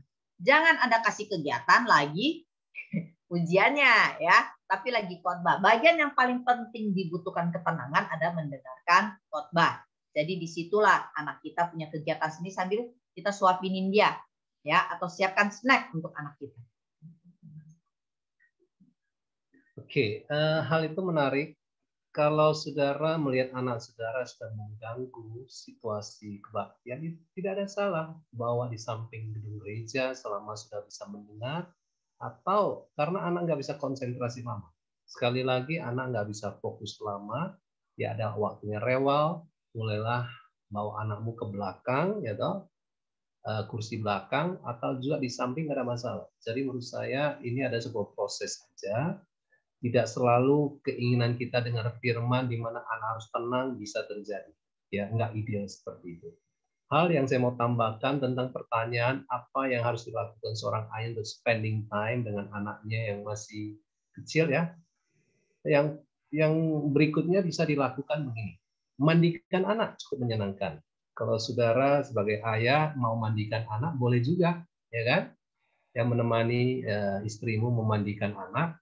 Berikutnya adalah kalau anakmu sudah 2 tahun, 3 tahun, cerita sambil menunjukkan gambar. Cerita Alkitab sangat menarik sekali buat para ayah untuk cerita langsung kepada anak-anaknya. Jadi itu juga bagus sekali, ya. Hal apa lagi? Tentu bermain semua kita tahu lah.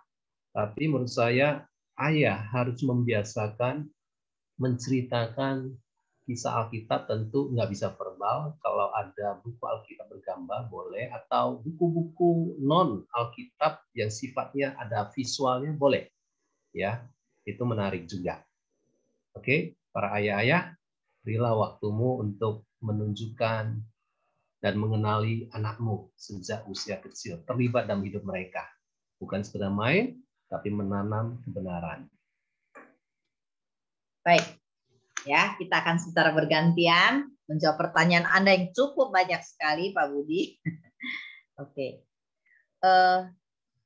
anak saya 7 bulan sudah mulai makan. Pada awal makan sangat lahap pada usia 5 bulan, tetapi mulai usia 6,5 bulan mulai susah makan, malah kadang tidak mau sama sekali. Saya tidak pernah memaksa anak saya makan. Saya juga sudah memberikan makan. Saya sudah memberikan maksudnya jadwal rutin padahal dia lapar. Oke, masalah anak yang mendadak tidak mau makan itu Anda harus perhatikan isi dari makanan tersebut. Makanan apa yang Anda berikan? Anda mau tes anak Anda itu suka atau tidak makanan Anda? Simpel. Coba Anda kasih kentang goreng satu aja untuk tes kenapa dia suka. Ya kalau dia masih mau makan berarti ada makanan yang dia tidak suka. Dan Anda harus pikirkan bentuk makanannya, isi makanannya apa. Karena Anda harus menolong Anda untuk tetap makan. Jadi waktu itu misalnya sekali waktu anak saya pernah tidak mau makan usia 8 bulan. Ya saya tahu dia suka biskuit yang jenis ini. Jadi sekali saya kasih makan, saya kasih sedikit potongan biskuit, lalu dia makan. Ya, nah ada beberapa hikmat sebagai ibu. Yang penting adalah apa yang Anda ingin berikan jangan sampai memberi susah makan. Sebelum para ibu memberikan makanan padat kepada bayi Anda atau anak kecil Anda harus coba apakah Anda menyukainya atau tidak. Apakah enak atau tidak. Terlalu asin atau tidak. Ya, apakah ini cukup enak nggak di mulut Anda. Jangan paksakan sesuatu yang sangat tidak enak kepada bayi Anda. Ya, kecuali ada jenis bayi yang apa juga dia makan. Gitu loh ya. Jadi itu untuk menolong. Ya, anak Anda supaya suka dengan makanannya. Karena sasaran kita anak suka dengan makanannya. Gitu ya.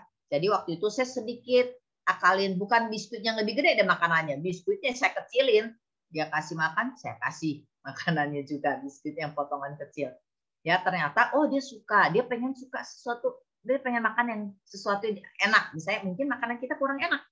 Jangan-jangan begitu.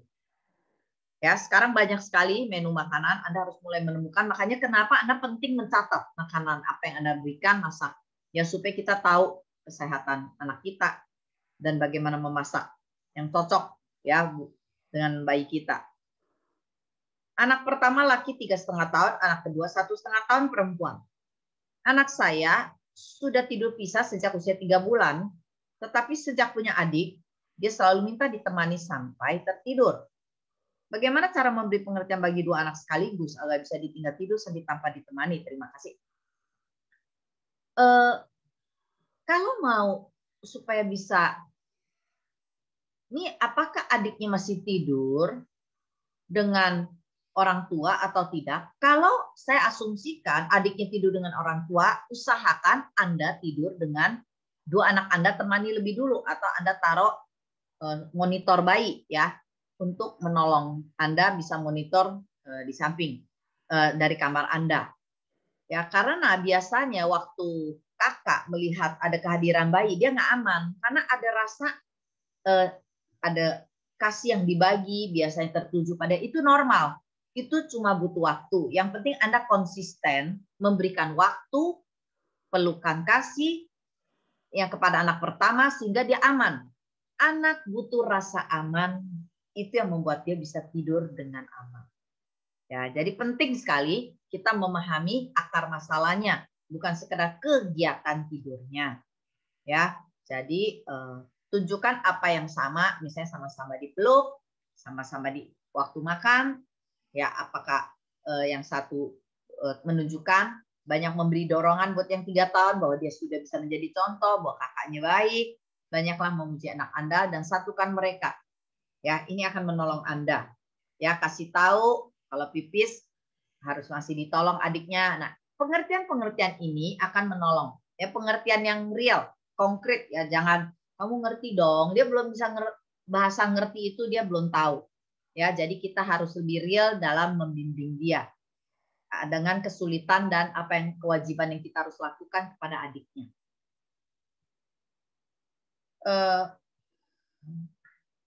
Salah satu yang orang tua bisa menolong anaknya tenang, sekali lagi apa yang kita ajarkan itu bukan soal salah benar.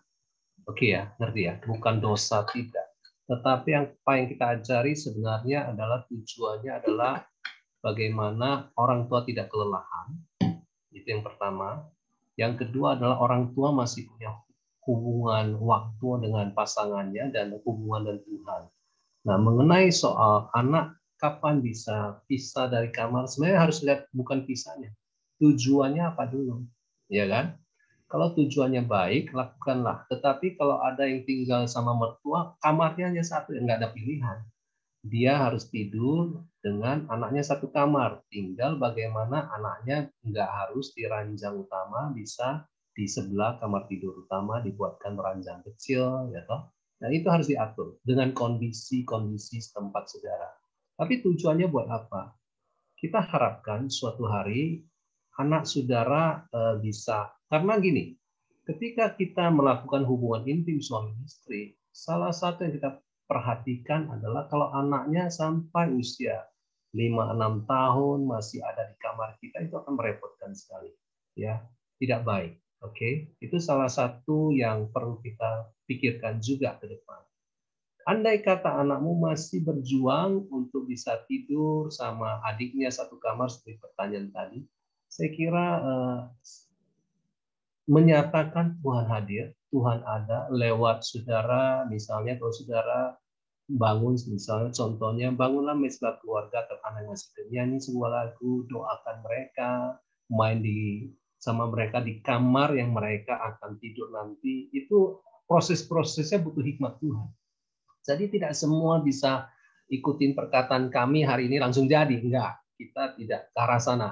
Anak kita aja butuh waktu. Gimana dia belajar di sebelah, kamar sebelah, ditemenin dulu. Saya tidur bersama dia dulu, seminggu, 2 minggu. Lama-lama saya keluar dari kamar dia, saya ngomong sama dia, ya toh, kamu tenang, ya Tuhan ada bersama kamu. Itu proses yang kita harus atur, ya. Tapi bukan berarti bisa mendadak.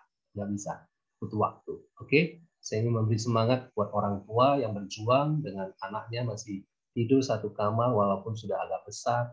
Prosesnya dijalankan dulu, jangan lelah, ya. Suatu hari akan terjadi juga. Baik,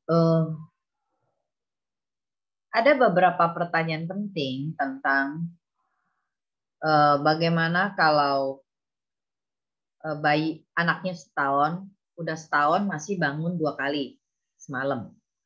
Ya, ada beberapa hal yang penting Anda mengerti. Sasaran kita adalah bayi bisa tidur sepanjang malam.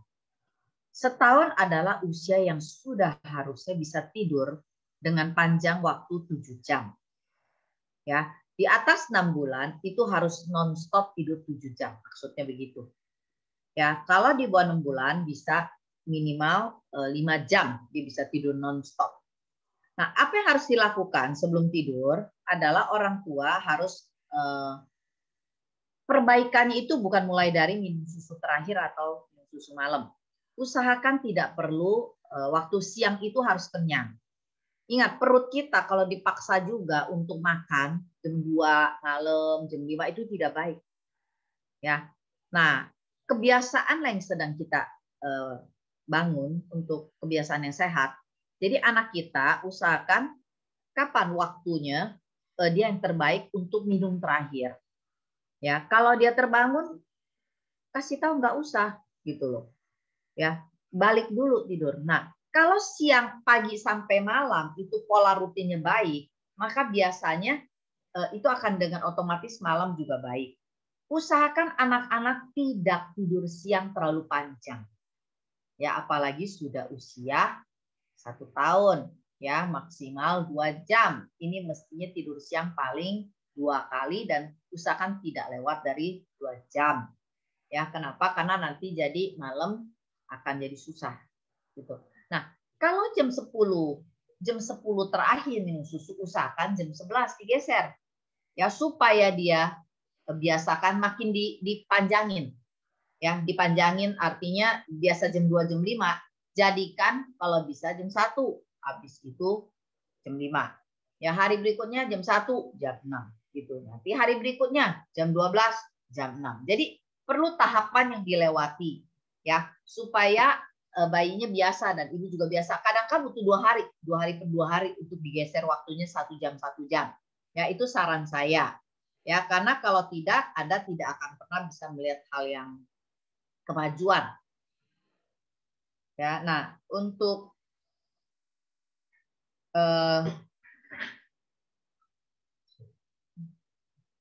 Saudara, untuk melepaskan anak di tengah malam, salah satu teknis yang bisa dikerjakan adalah ketika udah diatur dia minum susu terakhir, misalnya jam 11 ya toh, tengah malam jam 2 atau jam 3 bangun untuk usia anak yang di atas 8 bulan ya, gantikan dengan air minum biasa, air putih saja. Karena itu menolong transisi untuk dia lepas dari susu. Lama-lama nanti dia nggak mencari lagi dan dia bisa lewat tidur sepanjang malam, bangunnya mungkin jam 5. Oke? Ya, itu salah satunya ya yang bisa menolong. Ya, itu kalau yang ganti air putih itu anak kami yang kedua kami lakukan seperti itu. Kalau tinggal, anak saya 1 tahun 11 bulan. Kalau dia ketika ditepuk-tepuk baru dia tenang lagi. Itu kenapa ya? Ya, apakah ini tiap malam atau tidak? Kalau sesekali terjadi itu biasa. Ya pernah saya ingat 1 kali anak saya yang kedua tengah malam itu kebangun tidak tenang sekali. Apa yang terjadi? Saya angkat dia sebentar, saya tepuk pundaknya, lalu saya doakan, saya taruh lagi. Ya, saya yakinkan, saya berkata di telinganya, Tuhan melindungi kamu. Ya, Mama ada dekat kamu, tenang tidur dalam nama Yesus. Nah, pernah juga 1 kali, saya tidak tahu kenapa, tidak biasa-biasanya, sudah tidur sepanjang malam, saya angkat karena dia gelisah, ya bersuara, saya angkat dari keranjangnya, ya dan saya punya hati saya berkata kasih dia minum air putih sedikit. Itu tidak setiap kali, sesekali saja. Nah, saya kasih dia air putih. Habis itu dia tidur tenang. Waktu saya taruh dia, tenang sekali. Nah, jadi itu yang disebut ya wisdom parenting, ya bukan orang tua yang kaku. Ya, jadi kita melihat bukan apalagi kalau kondisi dia lagi tidak enak badan, habis divaksin gitu ya. Jadi kita harus mengerti ya hal-hal seperti itu. Jangan terlalu kaku dan sepanjang malam artinya tidak bisa diganggu sama sekali, bukan begitu. Ya. Oke. Kalau kami tinggal numpang di rumah orang tua, ada juga om tante, seringkali ada dualisme. Usahakan dalam mengambil keputusan penting dalam membentuk pola rutin anak Anda Anda kalau bisa jangan diintervensi oleh siapapun. Jelaskan dan komunikasikan apa yang Anda harapkan. Ya, jelaskan Bu Ipin belajar dan bisa loh. Ya, ini adalah proses pembelajaran buat kami. Ya, nah Anda membutuhkan hikmat untuk membicarakan hal ini karena ingat, ya, Anda lah yang lelah, bukan mereka lah yang lelah. Ya. Nah, tapi ada juga nih pertanyaan, anak saya suka terbangun. Nah, itu saya sudah jawab ya. Cara supaya anak kami tidur tenang tanpa harus terbangun, itu saya sudah jawab. Bukan berarti senantiasa tidak bisa bangun, tapi mayoritas dia tidur selalu bisa dari 5 jam, bertahap menjadi 6 jam, jadi 7 jam. Ya. Kalaupun dia tidur sudah lewat 7 sampai 8 jam, tidak boleh tidak dibangunkan. Kalau waktunya harus bangun, maka tetap harus dibangunkan supaya pola rutinnya tidak rusak. Ya, gitu loh. Oke. Anak saat ini saya bekerja, anak saya sebagian besar diasuh oleh mertua dan kakak dari mertua. Kadang saya mendengar anak saya diancam. Nanti oma potong kupingnya kalau nggak mau dengar, nanti oma potong lidahnya. Kalau ini 2 tahun nih anak ini. Kalau masih teriak, jujur saya merasa agak beda karena itu udah kakak dari mertua saya dan saya takut kalau saya tegur beliau jadi tersinggung. Tapi itu benar-benar tidak baik untuk perkembangan anak saya. Anda perlu berdoa. Dan kalau saya menjadi orang tuanya, saya harus apa yang saya pertaruhkan? Apa yang mau kita tuai dari apa yang didengar oleh anak-anak kita? Ya, Anda harus mulai memilih dan Anda harus ambil keputusan. Ya, karena itu ada anak Anda. Ya, itu yang menjadi usahanya Tuhan yang dipercayakan pada Anda. Dan Anda mau didik dia seperti apa, itu penting sekali. Jangan sampai Anda salah mengambil keputusan. Ya, jangan berpikir bahwa anak kecil tidak mengerti apa yang dibicarakan. Apa yang dia dengar, ya terutama di bawah usia 6 tahun, itu penting sekali. Ya, jadi Anda harus ambil keputusan, ya bagaimana Anda harus mendidiknya, karena tidak bisa dibiarkan terus-menerus seperti ini. Pekerjaan saya pelaut. Ya, saya jawab pertanyaan itu. Pekerjaan saya pelaut dan bagaimana saya bisa membangun hubungan kedekatan saya dengan anak saya sebagai pelaut, ya, maksudnya di kapal, ya. Oke, saya kira sekarang kita punya teknologi yaitu video call. Jadi dengan video call lihat wajah anakmu, engkau bisa ngobrol dan bisa bangun sebuah kebiasaan rutin juga, yaitu dengan mendoakan anak sebelum dia makan atau sebelum dia tidur. Jadi ibunya yang perlu agak sedikit inisiatif mengkonekkan kepada ayahnya juga. Tapi karena kerja di kapal kan ada jam-jamnya. Tentu yang paling bisa dilakukan adalah pagi dan malam hari, minimal suara ayah kedengaran lah, ya. Tapi kan pelaut nggak selalu di kapal, artinya ada waktu kan cuti. Nah, di situ waktu cuti saya kira banyak hal yang bisa dilakukan seperti peran seorang ayah, ya toh, bagaimana bukan hanya bermain, tetapi juga aktif terlibat dalam kehidupan anak itu sendiri untuk punya hubungan emosi dan jiwani dengan anakmu supaya dia tahu ayahku itu sayang, ayahku itu memperhatikan aku, ya, karena ini masih anak yang masih kecil. Dan ayah juga banyak menceritakan kisah-kisah atau hal-hal yang sifatnya membuat anaknya juga berkesan dengan kehadiran ayah. Itu ketika anaknya sudah mulai agak besar, 2 tahun ke atas, bisa dilakukan. Anak saya ada 2. Yang satu pria, perkiraan saya usianya dari 2017 3 hampir 4 tahun, yang satu lagi 31 Agustus 2020 perempuan, berarti belum 1 tahun. Perihal pola makan atau nyusu yang teratur. Anak saya sudah 7 bulan belum bisa, yang berarti yang kedua ini ya, belum bisa tidur sepanjang malam. Memang ada kondisi GERD. Apakah saya tidak tahu apakah Anda sudah konsultasikan kondisi GERD ini? Ya, makan pun tidak bisa porsi besar, jadi selalu terbangun di malam hari 2-3 kali. Apakah di malam hari itu selalu Anda memberikan susu? Jadi untuk anak yang tidak bisa makan kenyang, siangnya itu Anda harus memperpendek porsi makan dia, ya makan padat dia harus ada porsinya. Usahakan kalau dia terbangun malam, itu berarti Anda harus memberikan makanan padat sebetulnya. Ya, karena itu akan membuat dia lebih bertahan tidur sepanjang malam. Ya, kalau dia sudah bisa, kalau dia bangun malam hari, kalau tapi tidak meminta makan, tidak apa-apa, tidurkan dia kembali. Yang penting minimal dia 5 jam tidur. Kalau dia tidak perlu makan, jangan kasih makan. Ya, cukup air putih, lalu tidurkan dia kembali.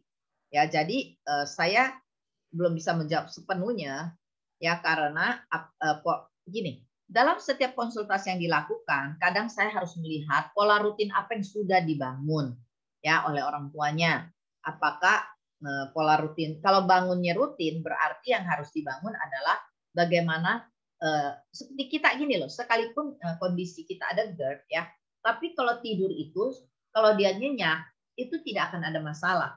Ya, jadi usahakan dia bisa tidur nyenyak. Sekali lagi proses pelatihan tidur nyenyak tidak putus malam itu harus dimulai dari siang dan malam pola makannya beres dan bisa tidur nyenyak itu nanti otomatis kalau sebelum tidur kita yakinkan bahwa dia cukup kenyang ya, tidak kenyang dan kita doakan dia pasti ya.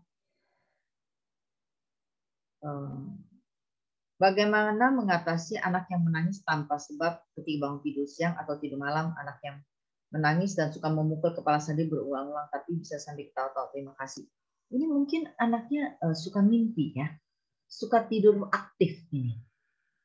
Ya, apakah dia mengalami overstimulasi waktu dia sebelum tidur?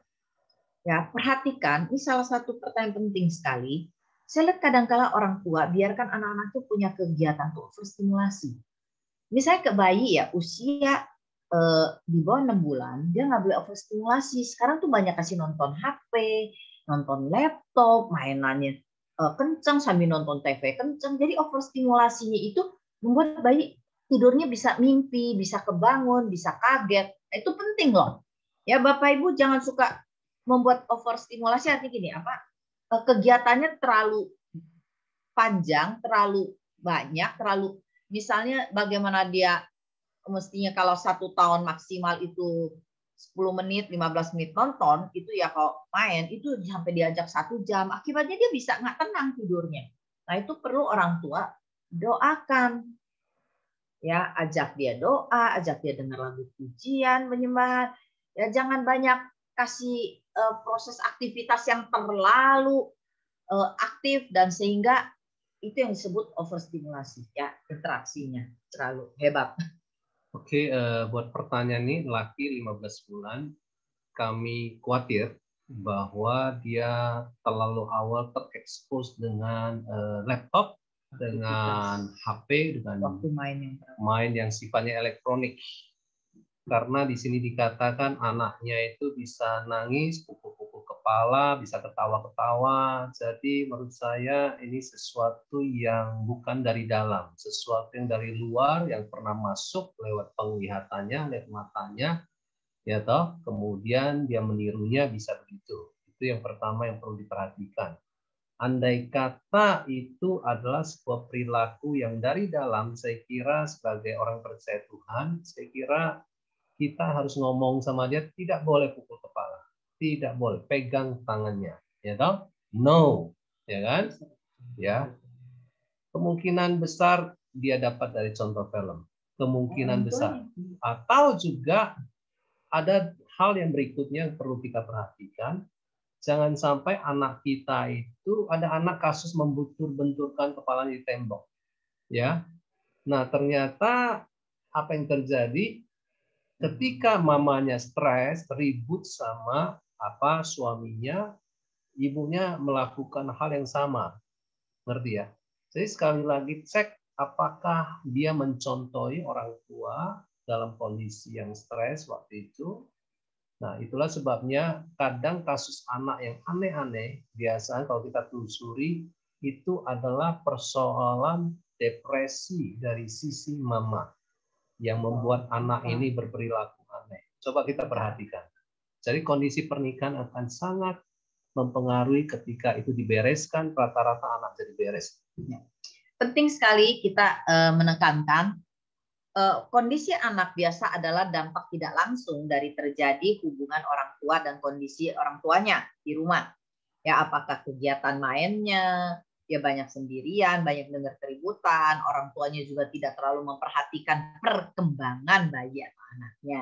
Ya, ini harus hati-hati ya. Mempelajari parenting atau melatih orang tua mendidik anak bukan berarti pekerjaan kita lebih mudah, tetapi kita lebih bisa menghadapinya dengan tenang dan punya hikmat Tuhan. Itu penting sekali. Ya, seminar ini bukan untuk membuat Anda lebih mudah jadi orang tua, tetapi Anda punya hikmat dan ketenangan dan keyakinan diri, percaya diri bahwa Anda bisa menjadi orang tua dan anak Anda merasa aman.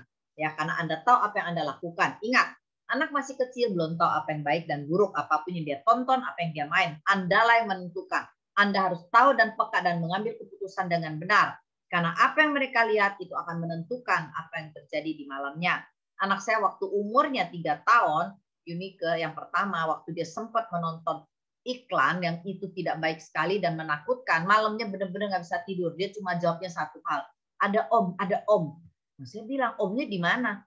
Tiba-tiba lagi malam itulah dia menggandeng tangan saya dan dia menunjukkan televisi. Gitu loh. Oh, saya tahu ini pasti ada yang dia tonton. Apa tidak terlalu penting lagi buat saya. Dan saya mendoakan dia dan saya yakinkan Tuhan ada. Dimanapun Tuhan ada di luar kita, di dalam kita, dan dia melindungi kita. Anak saya langsung tidur. Ya, jadi Anda harus mengerti dan melindungi anak Anda bukan hanya secara makanan dan kesehatan, melindungi anak Anda dari yang jahat. Yang jahat apa? Dari tontonan, permainan, ataupun dari orang-orang sekitar dia. Dan perkataan orang-orang sekitar dia yang melemahkan anak kita. Tugas Anda sebagai orang tua untuk melindunginya dan mendidik anak-anak kita bahkan sejak kecil sekalipun. Ya, oke. Anak saya umur 2 tahun laki-laki, malam masih kasih susu formula jam 2 pagi. Sudah 1 bulan dia seperti tidak mau minum susu. Tentang makan makanan berat dia juga sulit. Seringkali saya malas menunggu dia makan. Berat badannya juga kurang sepertinya. Baik, anak-anak sepertinya perlu konsultasi ya ke dokter. Tetapi sebelumnya pertanyaan saya, untuk anak 2 tahun jam 2 pagi minum susu itu karena terpaksa, kelihatan dia terpaksa minum susu karena lapar. Dia tidak kenyang. Ya. Nah, perlu konsultasikan ya, kalau dia tidak mau minum susu kenapa? Dia nggak suka. Ke 2 tahun itu udah bisa ngomong suka, enak, tidak enak. Ya, kasih makan apa yang dia suka dengan yang dia tidak suka. Nah, menu makanan penting sekali. Menu apa yang Anda berikan, masakan apa yang Anda berikan. Dan yang terakhir, yang saya ingin ingatkan, apakah Anda perlu konsultasi anak Anda butuh obat cacing? Ya, nah ini perlu konsultasi dokter. Kadang-kala karena perutnya ada cacingan, bisa nafsu makan menurun atau kesehatan, apakah ada hal lain, apakah terganggu paru-parunya, TBC. Nah, itu perlu untuk dikonsultasikan. Anda harus melihat gejala anak Anda karena berat badannya ini kurang bahaya. Oke, saudara sekalian, dalam proses kita memberi ASI atau melibatkan selalu ada sebuah buku pedoman dari dokter anak biasanya tentang perkembangan berat badan. Jadi saudara, apapun yang kita ajarkan selalu sudah cek apakah anak kalian overweight atau underweight, di bawah berat badan normal atau di atas normal. Itu adalah pedoman yang paling benar.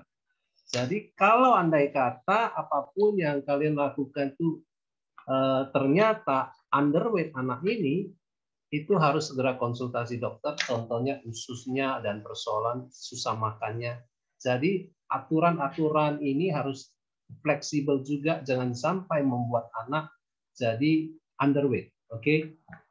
Yang kedua adalah banyak pertanyaan masuk, banyak sekali. Kita akan selesai jam 10 ya untuk menjawab semua pertanyaan, tetapi ada pertanyaan bersifat soal ketaatan, kita akan bahas nanti di sesi keempat soal melatih anak taat.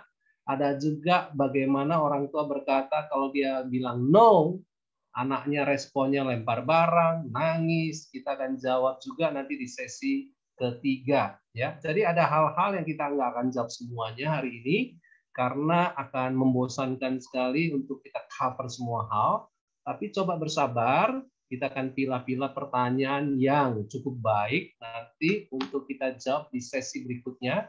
Jadi saudara cukup sabar sebagai orang tua. Saya tahu banyak pertanyaan, pengen tahu solusi secepatnya. Kita masih punya 3 Kamis lagi ya, malam hari. Dan kita usahakan sesi kita bisa menjawab pertanyaan saudara. Oke?